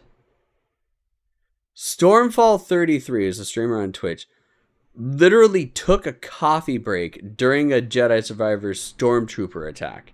They were hanging and they were climbing across a thing, and a couple of stormtroopers appeared, and you hear her go, "Oh no," in the clip, and the stormtroopers start shooting at her, full on missing the entire time, like hitting the crane that she's on, going wide right, like going way under her, stuff like that. So much so that she accurate for stormtroopers. But yeah, but so much so that she sensor control that I was like, I'm gonna go get some coffee, and walks off. But I can't tell if this is good or not. Is this good or bad mechanics in the game? Because stormtroopers are notoriously known to be the shittiest fucking aimers in the galaxy. So, good gameplay? Jason, are you gonna weigh in on that? So, like, there's just too much here. Like, this is like clickbait article to me, because just like, obviously, were you playing on like the easiest setting? Were you like playing like all kinds of bullshit like that? Yes, I remember in the original game there was like times when it's just like, these guys aren't meant to be a problematic part. It was more like a set piece, and it was just like, yes, just kill them type thing. And so, like, I haven't played obviously Survivor yet, so I don't know much about any of that stuff. But to me, it's just like, yeah, okay, fine, I get it. But without knowing the facts behind it, I refuse to give it like any kind of like real like The clip is game stupid. The clip is a minute, and there's literally a minute of them shooting at her and not getting anywhere near her. Like I said, if you play it on story only mode, or if you're playing it on one of those set piece things, then yes, that's what's going to happen. Well, but so if you're playing it on story only mode and that happens, is that still technically 100% accurate for the lore? That I'll agree with. It's just like, I'm like, you're missing on the jokes here, Jason. I'm not missing on the jokes. It's just like I like, okay, like let me back it up here a little bit. I'm all for hating on EA. I hate EA like anybody else that's self-respecting gamer in this day and age. I hate DRM. I hate DRM just as much as anybody else too. If I pay for the game, give me my game. I'm gonna play with however the fuck I want. I'm with it on all that stuff like that. That all sucks, and totally agree. And it outweighs my desire to buy Survivor. That being said, the previous game was amazing. I really liked it. I really want to support the people that made the game and the lore behind it. Like, obviously, if you've seen the ad, well, like, that they and have Respawn so great, so great. Oh yeah, so good, like, so good. I'm just like, that just sold me this game right then and there. But Respawn like, Entertainment is just like the little like bright spot in EA stable right now. It's like, well, why can't you guys just get away? EA's had bright spots of entertainment in their entire career, and they just shoot them in the back of the head. And this, I'm afraid, is going to be the next like sacrifice of the EA gods. Respawn has still like continued to do well for some reason, like despite of EA. It's weird. Yeah, it's real strange. Like, but yeah, Apex has been good for what it is. Titanfall, great, like all this, like, and then Jedi Fallen Order, fantastic. Wait, what? Why? How? You're part of EA. How? I don't know. Like, there's so many jokes that could be made about it that it's just like they're all low hanging fruit at this point. But yeah, it's like, whether or not, like, I can't tell, like, whether that's something to make fun of though. I'm just like, I can't tell, because if it's bad AI or anything like that, then it's bad AI. But that AI technically is moving to what is like standard lore, like yeah.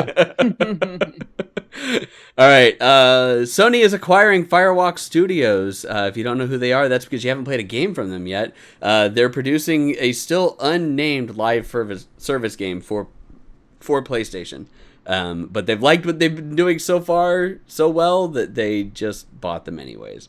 So just keep on the lookout for that one. That is another name that you've got in there. But see, they're doing it right. They're buying smaller ones, which is what Microsoft was doing for a little while there, not trying to eat a giant whale. Buy a bunch of small ones, nobody notices until you've all of a sudden got like a shit ton of them.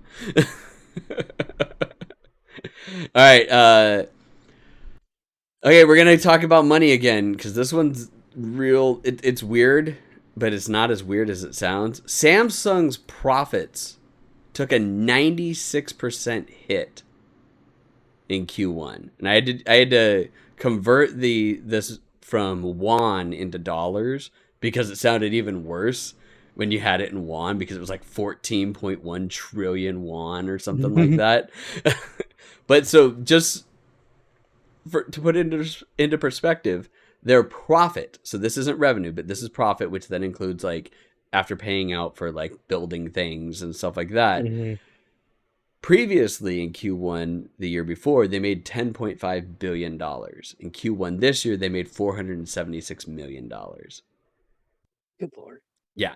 Now, this is equated to the downturn in the economy, people buying less hardware, all sorts of other issues going on. The fact that Apple keeps regurgitating out the same fucking phone over and over and over again, that type of stuff. So their profits have gone way down. And that one sounds weird, and you're just like, okay, well, maybe that's just a Samsung thing. Intel also reported their largest quarterly loss in company history. Company history, which Intel's been around for a very, very, very long time. Yeah. And this is percentage-wise. So, like, you get to a point to where it's like dollars are like it's always going to be the largest one. Percentage-wise, revenue is down 36% year over year. But they've still outpaced their predictions, which is saying something, I guess. Yeah, it's like, we thought you were going to lose a lot more money. Yeah, and I think the big thing is that they were envisioning that more companies were going to have problems, which they've lost a lot of like ground, as we've talked about with AMD in the server sector. AMD and Nvidia in the server sector, plus then a lot of ground in the CPU market to AMD. And I guess that they just thought that they were going to lose more ground and didn't. So yay them. But it's additional signs of the economic downturn that we're having and the weirdness that's going to start. You're going to start seeing more and more of this like pop up in quarterly reports and whatnot, probably over the next year at least. All right. Chris wanted to put this in there that Armored Core 6 looks dope as hell. There's actually literally no news to talk about with this other than they dropped a trailer. Go look at it. It does look dope as hell. I skipped over this specifically because that's the only thing that we had to say, Chris. But there you go. I said it. It looks dope as hell. I played some of the older games, so I was really looking forward to From Software coming back to this.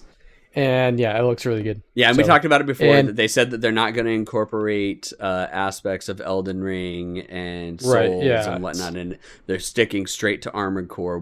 So if you liked Armored Core games, which they're fun games, Armored Core. Yep. And it's pretty. It's pretty. All right. Twitch streamer Pooper Noodle. This one's just a funny headline to talk about. Was denied from a bank after applying for that as an adult entertainer because millennials don't understand that that's a stripper and a sex worker and not a Twitch streamer. I'm more entertained and impressed that a bank application loan has that still as an option. Yeah, and specifically so that they can immediately deny you. Yes. Right, exactly. Just like, so what do you do? Oh, drug dealer? Fantastic. Yeah. they literally have it on there of sex worker because she sat there and she talked about it. She's like, I don't know what to put down. She's like, I'm a streamer, and she just sees adult entertainer and she's like, I'm an adult. I entertain. Not in that way. Not anywhere. Now, there are some Twitch streamers that do entertain somewhat in that way, but that's beside the point. All right. Chris, thank you for putting this in here. Polycam has put its tools into users' hands for the Backup Ukraine initiative that we missed. Like, this came out like 6 months ago that they started this initiative, and basically they've given free storage space in their library sets so that people can go around with the Polycam app and scan artwork and everything all around the Ukraine and back it up into the system because a lot of it's being destroyed still. So that was really interesting and cool, and I can't believe that we missed it 6 months ago. Granted, there's a lot of shit that goes on, so obviously some of that shit goes out, but that's a really cool thing. And Polycam. I got shared something. It was like an Instagram post, or whatever, to me that it was Google Maps, I guess, updated their footage or whatever, or like satellite view, and it was pre versus like now. Oh, and it's like holy sad. It's fuck. Depressing. It's sad. It's so depressing. Oh. Yeah, that's just bad. All right, last but not least, we're way over on news because we went on too many tangents. Steam has added a new feature that allows you to pin windows above the game when you're playing. Windows, browsers, everything like that. So you can watch videos or have little notes or guides, and then I guess you can chase the transparency of it too, and kind of do all that kind of stuff, and kind of hide some of the junk, so it's kind of more cleanish. And then for like your notes, it'll be shared between the different PCs that your account's on as well. Which so is like, cool. oh, like because it's game locked versus rather than just PC locked or whatever. Yeah, which is really cool. So now you don't have to have a second monitor so you can watch porn at the same time that you're playing COD, everybody. You can just have that little window over your COD set, and you can adjust the transparency so that the reticle crosshair is a vagina. That's so hard, hitting you deep. All right. That's it for news. It's time to move on to game talk. Chris, we'll start with you. That was insane. Holy shit, what are we at? 2 hours already? All No. right, new record. I feel like We're at an Almost. hour and a half.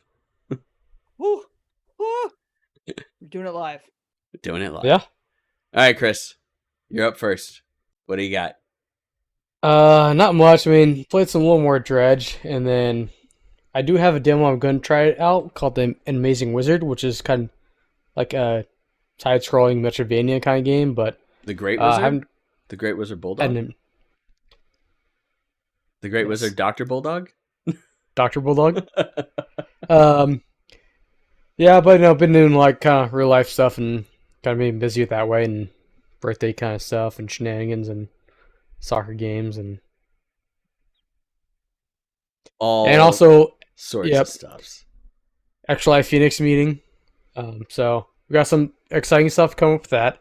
July 5th, if you're in the Phoenix area, in like Glendale-ish area, whatever, at the Skull and Feather Meadery on July 15th, one of our good friends, Random Arizona Dude's going to be having his 41st birthday party there, raising money for Phoenix Children's Hospital.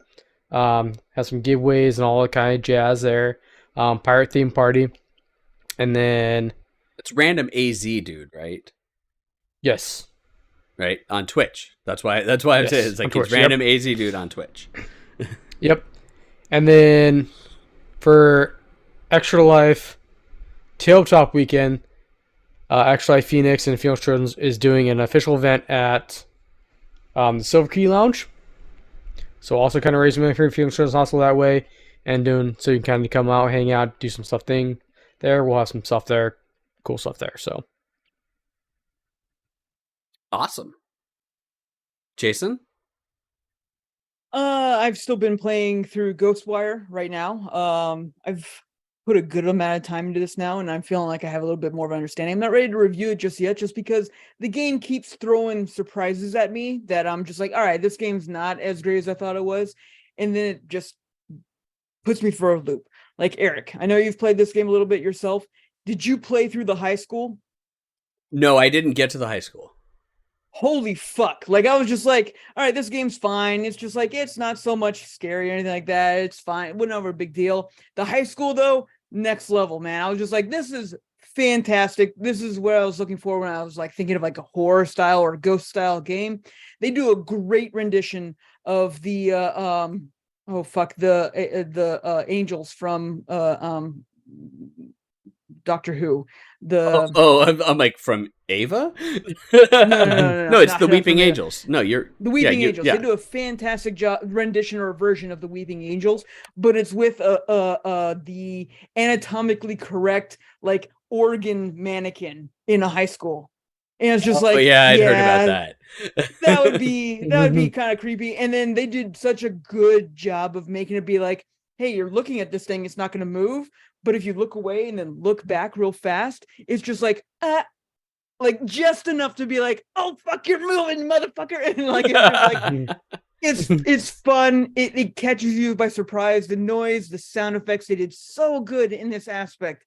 And I was just like, all right, if I didn't just play through the high school, well, it's been a while. Obviously, it was 2 weeks. If I didn't just play through the high school, I probably would have been ready because I would have understood this game. But at that point, I was just like, all right, I need to keep playing through it. Oh no, With that being it was a said- good game. Like, the only reason I stopped is because I had something else to play, and then I just didn't pick it up. Because I think I started playing it and then I had to play Labyrinth of Galeria. For sure. And this is an easy, like, to be fair, like, this is an easily forgettable game. Like, I can see why, like, even myself didn't pick this up in the very beginning, because it's super simple to get, like, distracted by anything else, because this game does what it does well, but it's not like something that you normally are drawn to. And so it's just like, all right, well, what would you call it? A first-person horror game? God, no. Is it a first-person shooter? No. Is it a horror game? No. It's like What an is it RPG. really? It's like an Not even. Americanized Like, RPG is it's kind of what I usually like look barely at it as RPG, more. but what I would put it to is survival, because like everything's survival now. You have like survival games that you can try to survive in and like do whatever, and survival horror for like Resident Evil is what it's called. I would call this survival explore, where the entire premise of this game is to explore all of Shibuya in Tokyo and get an idea of everything, find everything you possibly can. Because this game is not just about like, hey, here's Shibuya, explore it at your will.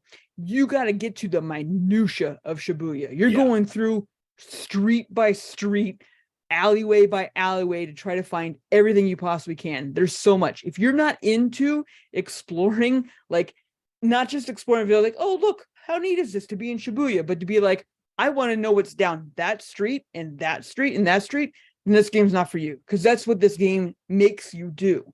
You got to go through everywhere to find all of the different collectibles, because there's a shit ton. Got to find all the different spirits, because there's 250,000 people that you have to save. And there's like so much stuff that you have to do. It borderlines on chore. The only reason why I'm not like, hey, it's not chore, is because they have that exploration aspect down pat. I am enjoying exploring, because it's not just generic city block A that you're walking street by street by. It is handcrafted world of Shibuya. I don't know how accurate it is. Never been there. It's supposed to be pretty accurate. That's what I've read too, is that it's very, very close. And you can tell. Like, there's no two streets, no two sidewalks that you go down that are just like, oh, I've seen this before. This is obviously a copy and paste. Obviously, there's textures, there's buildings, there's a lot of stuff like that. But you can definitely see that this entire thing is a recreation, and it is there for you to explore. So I will call it Survival Explorer, because it's not a hard first-person shooter. It is definitely not a hard survival horror, but a survival explorer. And if you can kind of get through that aspect yourself, I think you'll enjoy this game, because there's a lot to it. And then if you're just like, hey, you know what? I'd love a good jump scare every once in a while, you have your winning game right here. And that's what I'm enjoying so far. I should have it done well before next episode of I Beat It First, but I just kind of wanted to give it that extra fair shot, just because I was really surprised with some mid-game developments that came out from it. Yeah, no, and it was a solid game. Again, I didn't stop playing it because I didn't like it. Like, I actually thoroughly enjoyed it. I had other things and I had to move on, unfortunately, for a game that was already out. That I was like, okay, well, of course, and I am playing it late, and so I have no delusions of being like, oh, I'm gonna like totally blow your own minds with my personal review of this game. No, of course not. But this is my website, and I want to talk about the games I'm playing. So there you go. Well, that's what we're doing for it. That's but again, what we're doing. I got review copies that I had to do, because we get those too, and I was like, okay, well, I like Labyrinth of Galeria was one that I'd been waiting on for fucking ever, and it finally came out, and I'm like, okay, well, this is definitely getting pushed to the side for that. I also, Eric, I did it. What did you did? I did it. What did you did? Oh, you installed it? You installed it? Are we going to talk about it? We're going to talk about it now? Did it. We're going to talk about Honkai Star Rail, everybody. We're going to talk about Honkai Star Rail. Fucking stupid bullshit. Like, okay. I did it on mobile. I did it on mobile just because I was like, you know what? I don't really want this on my PC, because if I did it on PC, I would never leave this office. I just never would. So it's just that's the whole reason for buying the nice standing desk. I bought the nice standing desk so that I would not be fat while never leaving this office. Now I will never be fat and never leave this office, which is not something I wanted to do. So I put it on mobile, which I'm not a fan of. I really wanted to wait until the PlayStation version of it, but I was just like, fuck it. There's so many like benefits to doing it, and I know I'm gonna get it anyway, so might as well get all the free polls and bullshit like that, right? Yeah, that's like the main thing right now is just getting in and logging in even one time to get all the free stuff. Now there are like there's a certain level of stuff that's only available for a certain time for it to get extra things, but getting, you know, like the 50, 60, God, I forget how many free tickets they give you. It's like 80. Yeah, you get like a Yeah, shit it's ton. like a ton Like, of them. It is. Between I mean, the standard but, I mean- banner and the special banners, like you get a shit ton of them. But Eric, to the point is just like, if you were to be like, hey, you get like 80 free pulls in Genshin, you'd be like, fuck yeah. But if you were to be like 80 free pulls in Genshin version 1, you'd be like, oh, so I mean, that's where we're at. Like it is like, there's going to be obviously a shit ton of more characters still coming out that are going to be way better than anything we have right now. Sure. So I'm kind of trying to hedge my like excitement for anything and updating anything like I did with Genshin. I was just like, I'm just going to play the game and enjoy it as much as I can without not even worrying about polls or anything. So playing the game's fun. They definitely have the turn-based combat down. Like, I would say it is very basic to, if you enjoyed Final Fantasy X but basic, then you pretty much understand everything about the components of this game. The biggest thing that I've worried about is the biggest thing I was worried about when this game was first announced. It's just like, you very much, and it may just be while you're still brand new to the game, you very much only have two options for every single character. And it's just like attack or better attack. And it's just like, all right. And it's the same as with Genshin. It's, you have your standard attack, you have your elemental bursts. But in Genshin you're moving around, you're getting You're oh no, I'm explaining it for the people listening. Like, it's very much like Genshin. It's like you have those attacks, that's it. Yeah, you have your two main attacks that you can do, but it's turn-based. So it's just like you have your basic attack, your elemental attack, whether it be like a group attack, a single stronger attack, an elemental attack, and all stuff like that based on the character. Then as you get whatever, you have your limit break, to bring back Final Fantasy again, of whatever that is, that'll do for each character is different. And that brings up a nice little like video, like, oh, look at this attack being so awesome, which is great for the first 10 times you do it. And then afterwards, just like, it's so quotable, it's so annoying. It's just like, yes, keep fucking going.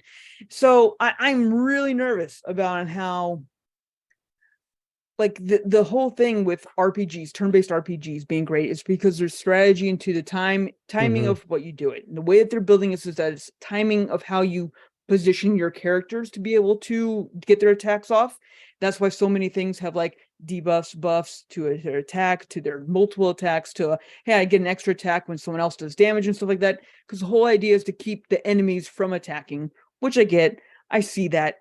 But for me, turn-based is just like, hey, I need to weigh my turn with my plethora of skills available to me. Which one's going to be the most impactful for me in this battle at this moment in time? And when it comes down to it, there's only two options for me. And sometimes, more often than not, only one option available to me. So it's just like, I'm not engrossed yet. I'm level 5 or world level 5. So I'm not deep into it at all. But that's my biggest concern, because I'm so sick and tired of hearing these people say their damn limit breaker things already, and I'm barely like 2 hours into this game. So, world level 5 is definitely like, you're very much still in the tutorial phase. Like the tutorial on this game is long. Like it's excessively long. I don't remember Genshin's tutorial being this long. 35. Genshin has world level 35 is outside tutorial, basically. Yeah. But like, I don't remember Genshin taking this long to be out of tutorial as well. And Genshin had a lot more going on as far as movements and stuff like that. But once you get into it, the story starts getting really good. The way that they're traveling around is using an interstellar train to go from world to world. So already they're not limiting themselves as much as they did with Genshin. Genshin has a limit. There's a very finite amount of countries that are in Genshin. Once Snezhnaya comes onto the playing field, that's everything. That's the last one. And then it's how long are they going to keep just adding content of other stuff before the end game? And they say it's a 10-year content cycle for Genshin, so who knows? And this one, they could theoretically continue to go on for a lot longer with it. The character animations can get a little bit annoying. It does play better on PC than it does on mobile. Controlling on mobile is still not as great as like you would like it to be, but there's a lot less running around and you're not having to do active combat, which is what's really good about the turn-based. This is probably, out of all of the Hoyo Lab games that have come out, the best one for mobile because of that aspect. There's very little... And by mobile, you mean best one for pooping. For pooping, yes. Yes. The best one for pooping. Or when you're sitting there on the couch and like you're watching something and you don't have the Nintendo Switch out, or there's just no game that you want to play on the Switch, and you just pull it up on your phone and you just sit there and you fuck around with that instead of going on Instagram or Reddit or whatever else you want to go on. But it is the easiest because of the fact that you can set it down and look away and then come back to it and do it, which is the only types of mobile games that I actually like having on my phone. But it does play well on PC, which is what's really good. Looks beautiful. It's got all the same characters and whatnot. They've really done a good job with the fact that you do have to travel a lot. And like running around and traveling through areas in Genshin is easy to get into because you're running and jumping and doing all sorts of things. And it's a lot more integrated into the game itself. Whereas this, they don't do that. You've got all these worlds that you go to, and you could teleport at any time to anywhere. It doesn't matter. You can go in and out of any particular situation. They've learned a lot, and they've found, I think, with this game, kind of the sweet spot of everything that they're going to have. And I'm interested to see how it goes moving forward. But it is a fun game. They've got a lot going on with it. There's a lot of characters already, plus then even more that are going to come out, which is going to be pretty cool. They may start doing variations of characters, but we don't know if they're going to do it more like Honkai Impact, like Third Impact, or if they're going to do kind of like their own thing, but that's beside the point. I'm enjoying it. I'm at level 20 right now. And they did the similar thing with Genshin to where they lock the world level ascension behind a story mode, which kind of sucks. Like, I have to now continue to go through this story before I can actually level up my characters and get past level 21, which is kind of shitty. But they are doing the same thing of world ascensions. So you make the world stronger by getting stronger yourself, having key sets that you go through, and you have to do a battle or a mission and whatnot, just like they did in Genshin, which is cool. There's going to be a lot more playing of it moving forward. As we talked about, 20 million downloads just on PC and mobile, and they haven't even touched PlayStation yet. So I'll be interested, and I'm just waiting to play it on my PlayStation instead, because I hate having my keyboard and mouse set. I could plug a controller in and see if I can get that to work, but every time that I've done it on my computer, I'm like, that just takes time, like extra. You have the worst luck with that. You should be able to do it. You should be able to. Yeah. I don't know. We'll see. You have the worst luck with that. Yeah, I do have the worst luck with controllers. So we'll have to see. But yeah, we'll be talking about this more in the months to come. I just know it. Is that the last one, Jason? That's it. Yeah, I'm done. Okay. So we're going to talk about 2 review copies that I got. One that I was super excited for, and I don't think that it really paid off. And one that I was super excited for, and it has paid off. So the first one, we'll talk about the one that didn't pay off, which is Strayed Lights.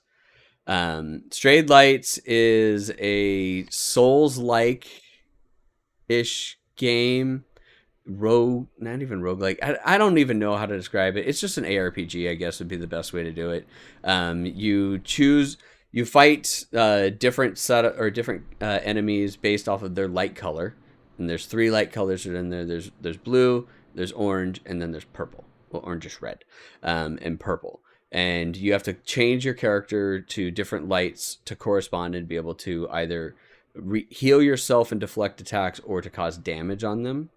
And if they turn purple, then they turn into a corrupted light, and you can't dodge it. You can't do any damage on them. You just have to run away and dodge and whatnot. I couldn't tell if I was just playing really, really badly, if the game was bad, or the other thing could be my controller. but I was hitting the button to dodge, not dodging at all, like not doing it, and then it would dodge like well after I hit the button, and I can't tell if that was a game or if it was a controller. And I will say, when I am having problems and I'm sucking at a game and being like, oh fuck, like I'm just sucking right now. But when I'm doing dodges and they're not happening at that time, it's a hard time of understanding whether it's the game or the controller. I was using my Xbox controller, which is one of the newer ones, the Xbox Series controllers. The buttons are a little more mushy in comparison to like the PlayStation controllers. There's a little bit more give to them. So that could possibly be part of it because I'm so used to playing on a PlayStation controller. But I'm leaning more into it was the game itself.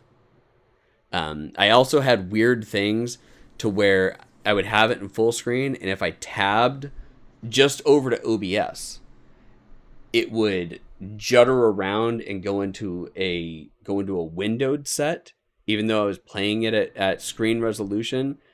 And then it would drop back down and go full screen again. And it was doing all sorts of weird things. There's a lot of optimization that needs to happen with this game, and a lot of fixes that need to happen. When I first saw the videos for it, it looked beautiful. Like, it was really cool. Like, you're in this like iridescent-ish cavern that's got a hue to it. And like, that was the first area that they showed off. And as you're playing through it, it looks really cool. Then it went to the second layer, or the second level. And it was literally the exact same thing with a different color hue. Huh. And when I finally got fed up with the controls on it, I was like, I have zero want to go back to this game now, because it's the same thing over and over again with bad controls, and like it doesn't even like have any differentiating factors other than the boss is different. But that dodging aspect for a game that is like highly set on dodging, if you can't dodge in time when you're hitting the button to do it, like it's just, I'm like, I was done.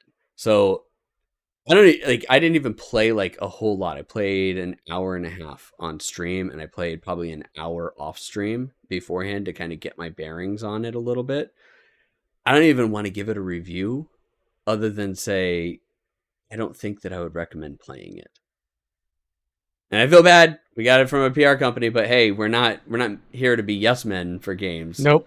We're here to say whether or not we play it. I wouldn't play it. I wouldn't recommend it for anybody to play. So yeah, I'm not even giving it a score because I don't feel like being that mean to them. Wow. I don't feel like being that mean to them of giving it a score based off of me not playing it anymore. It's just more of a did not finish. How's that? You got a DNF for it. I think DNF'd. A DNF. DNF. Dude, Didn't I love finish. it. I fucking love it. Like, I hate it. I'm sorry. Like, I hate that happened, but I love the fact of being like, not GFY, DNF. Yeah. Mhm. I'm not giving it anything. It's a DNF. That's what I give it. Now, the next game, I played a demo for it on the Steam Summerfest for it. And then when I saw that it was coming out, I emailed the publisher or the developers in order to get a copy of it. And they sent me a copy, and that's After Image, which is available on Steam, Switch, PlayStation, Xbox. It's on everything. It's like a $30 game, and it is a beautiful hand-drawn Metroidvania Souls-like game. Souls-like being that if you die, you have to go back and pick up your stuff. Yep. And it's very heavily set on precise combat and dodging and doing all sorts of things. It's a very, very good game. It's beautiful.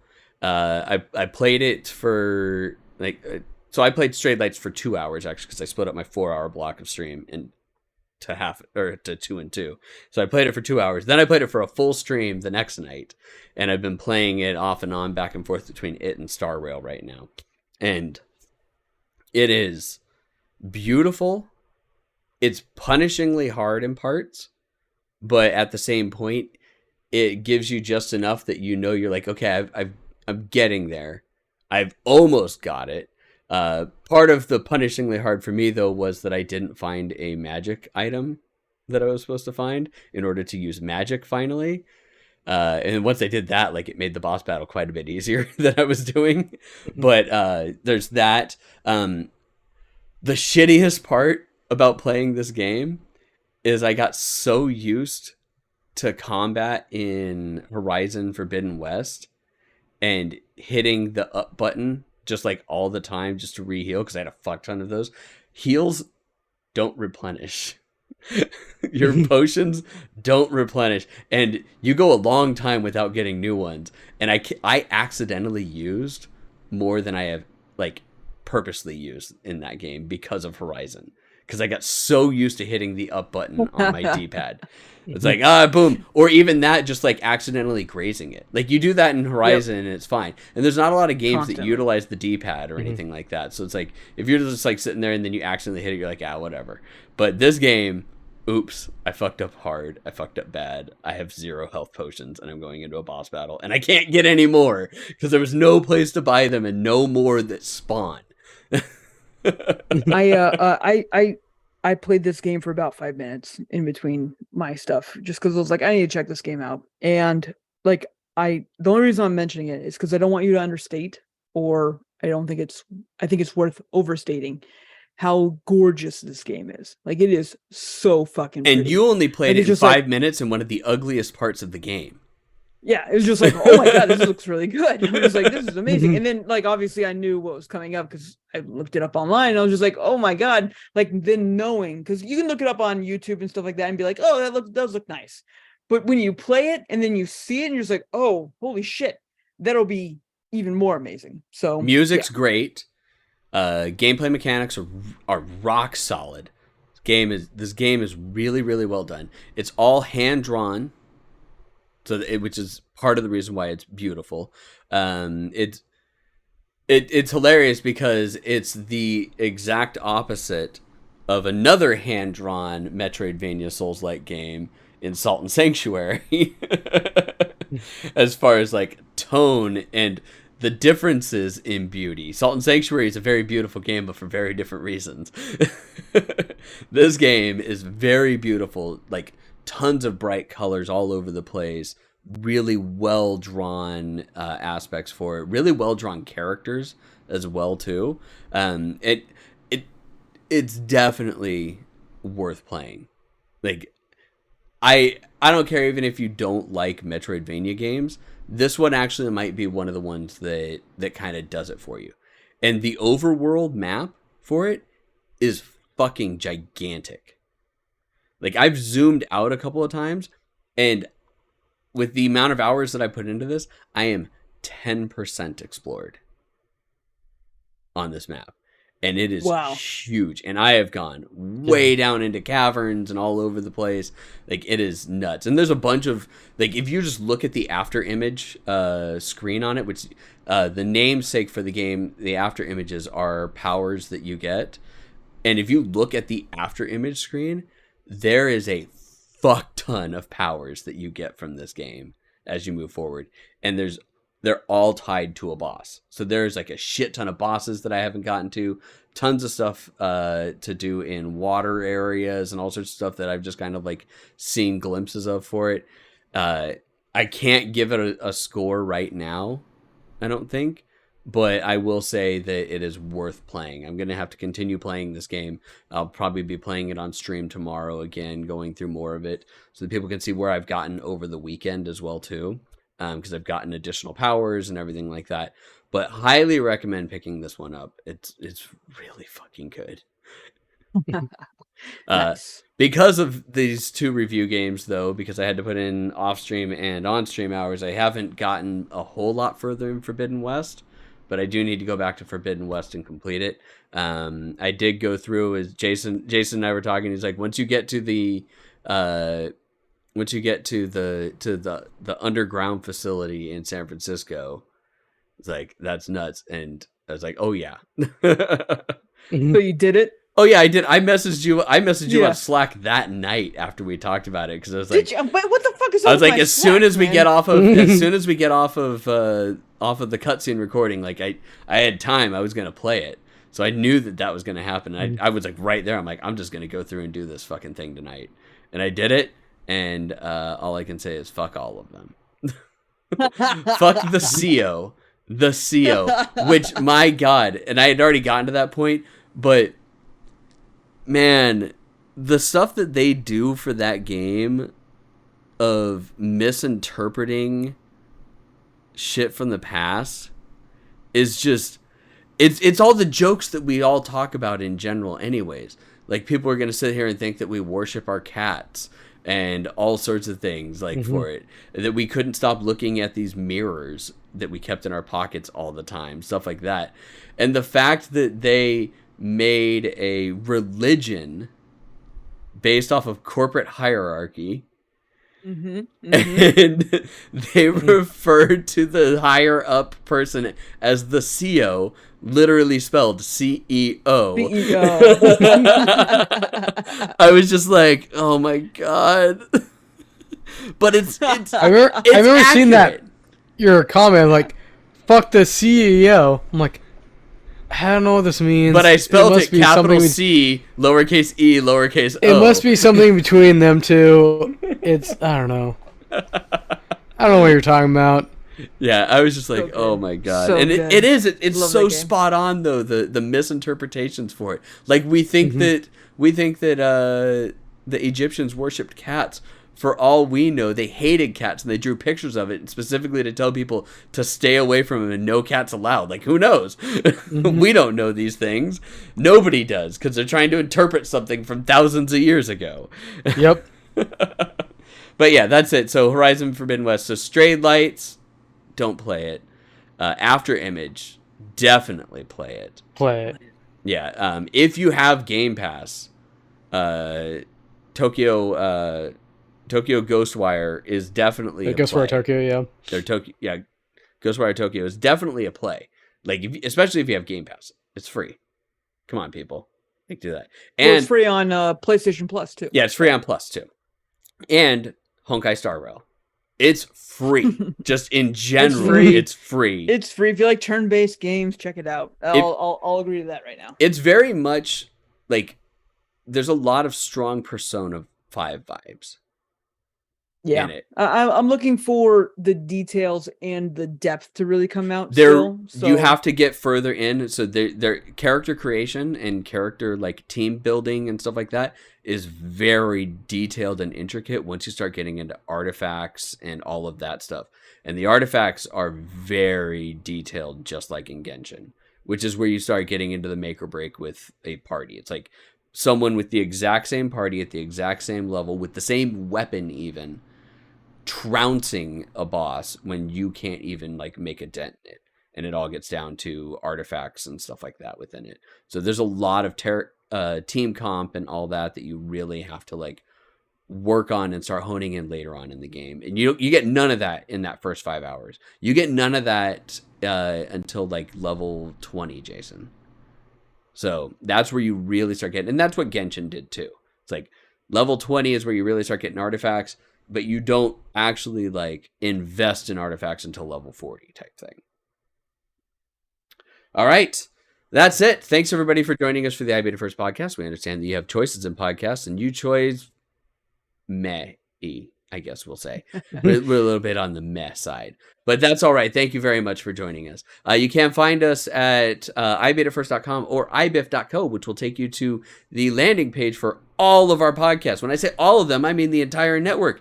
By entire network, I mean 3. But that is the definition of a network of podcasts, so that's probably fine. But we have the iBeta First podcast, which you're listening to right now, which is video games and tech and whatnot, and a lot of bullshit ramblings that, as you heard us do in this one, happens all the time. There's also Cutscene, which is our anime watch-along podcast. We are currently watching Higurashi When They Cry Go Now, whatever the translation is on that one. In which case, the last block of episodes was real fucking espresso depresso. Like, it was bad. we literally had a cry fest for 30 minutes on the last recording last week. Like, we were just like, fuck, this is sad. And then murder happened. And then we have Patch Notes, which is our game developer and industry interview podcast. We don't have a lot of episodes for that, but that's because we get picky and choosy with who it is that we do and what it is that we're looking to talk to about on those things.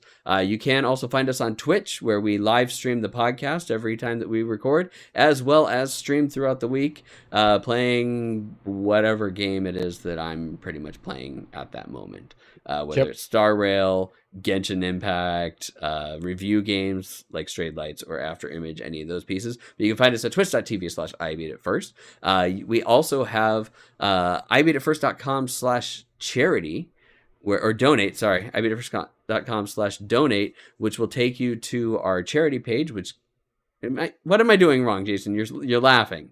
Not a slash. Just click on the donate link. Nah, that's right. Fucking Yes. it's donate up at the top. God damn it. Donate up at the top. And that will take you to our Extra Life page as well as our Charity Throne account. We do lots of Extra Life with a team of people for the Children's Miracle Network. And all of the proceeds for our Extra Life goes directly to Phoenix Children's Hospital, as you can see behind Chris if you're watching on Twitch, to where all that money just goes for new equipment, helping to buy items for the kids, helping to pay for procedures that families can't afford. Yep, treatments. So there's tons of those pieces with it, as well as the Throne account, which is the first charity Throne account that's out there, where all of the items on there go directly to Phoenix Children's Hospital. They don't come to us or anything like that. They ship straight there, and the items go into a store for kids to be able to use money to buy them with. Heavy air quotes on both of those things. They give them Monopoly money to go in and buy items whenever they are stuck in the hospital for a few days, which kind of sucks. It's horrible for kids, but at least they're doing something nice for the kids in order to help them pass time with the horrible procedures that they have. My nephew's currently back in there again, which is one of the reasons why we support Phoenix Children's Hospital as much as we do, at least here in my family. Everybody else has their own reasons for supporting Phoenix Children's Hospital, but we like to give back as much as we can. But thanks a lot, everybody, for joining us for the podcast. Keep playing video games. We'll see you guys in 2 weeks for the next episode, but we can't end any podcast without Chris saying... Bye-bye.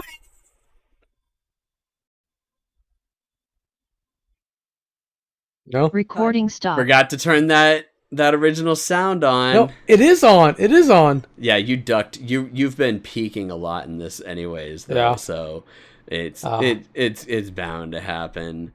All right. We're just gonna raid into space because I really don't feel like looking for anybody else. Thanks a lot, everybody, for joining us. We're gonna raid into M, a good friend of ours. She is currently playing Fork Knife, but she's also super cool. So make sure that you say hello and hop on in. Thanks a lot, everybody. We will see you guys I'll see you tomorrow and in 2 weeks for the next episode of the podcast.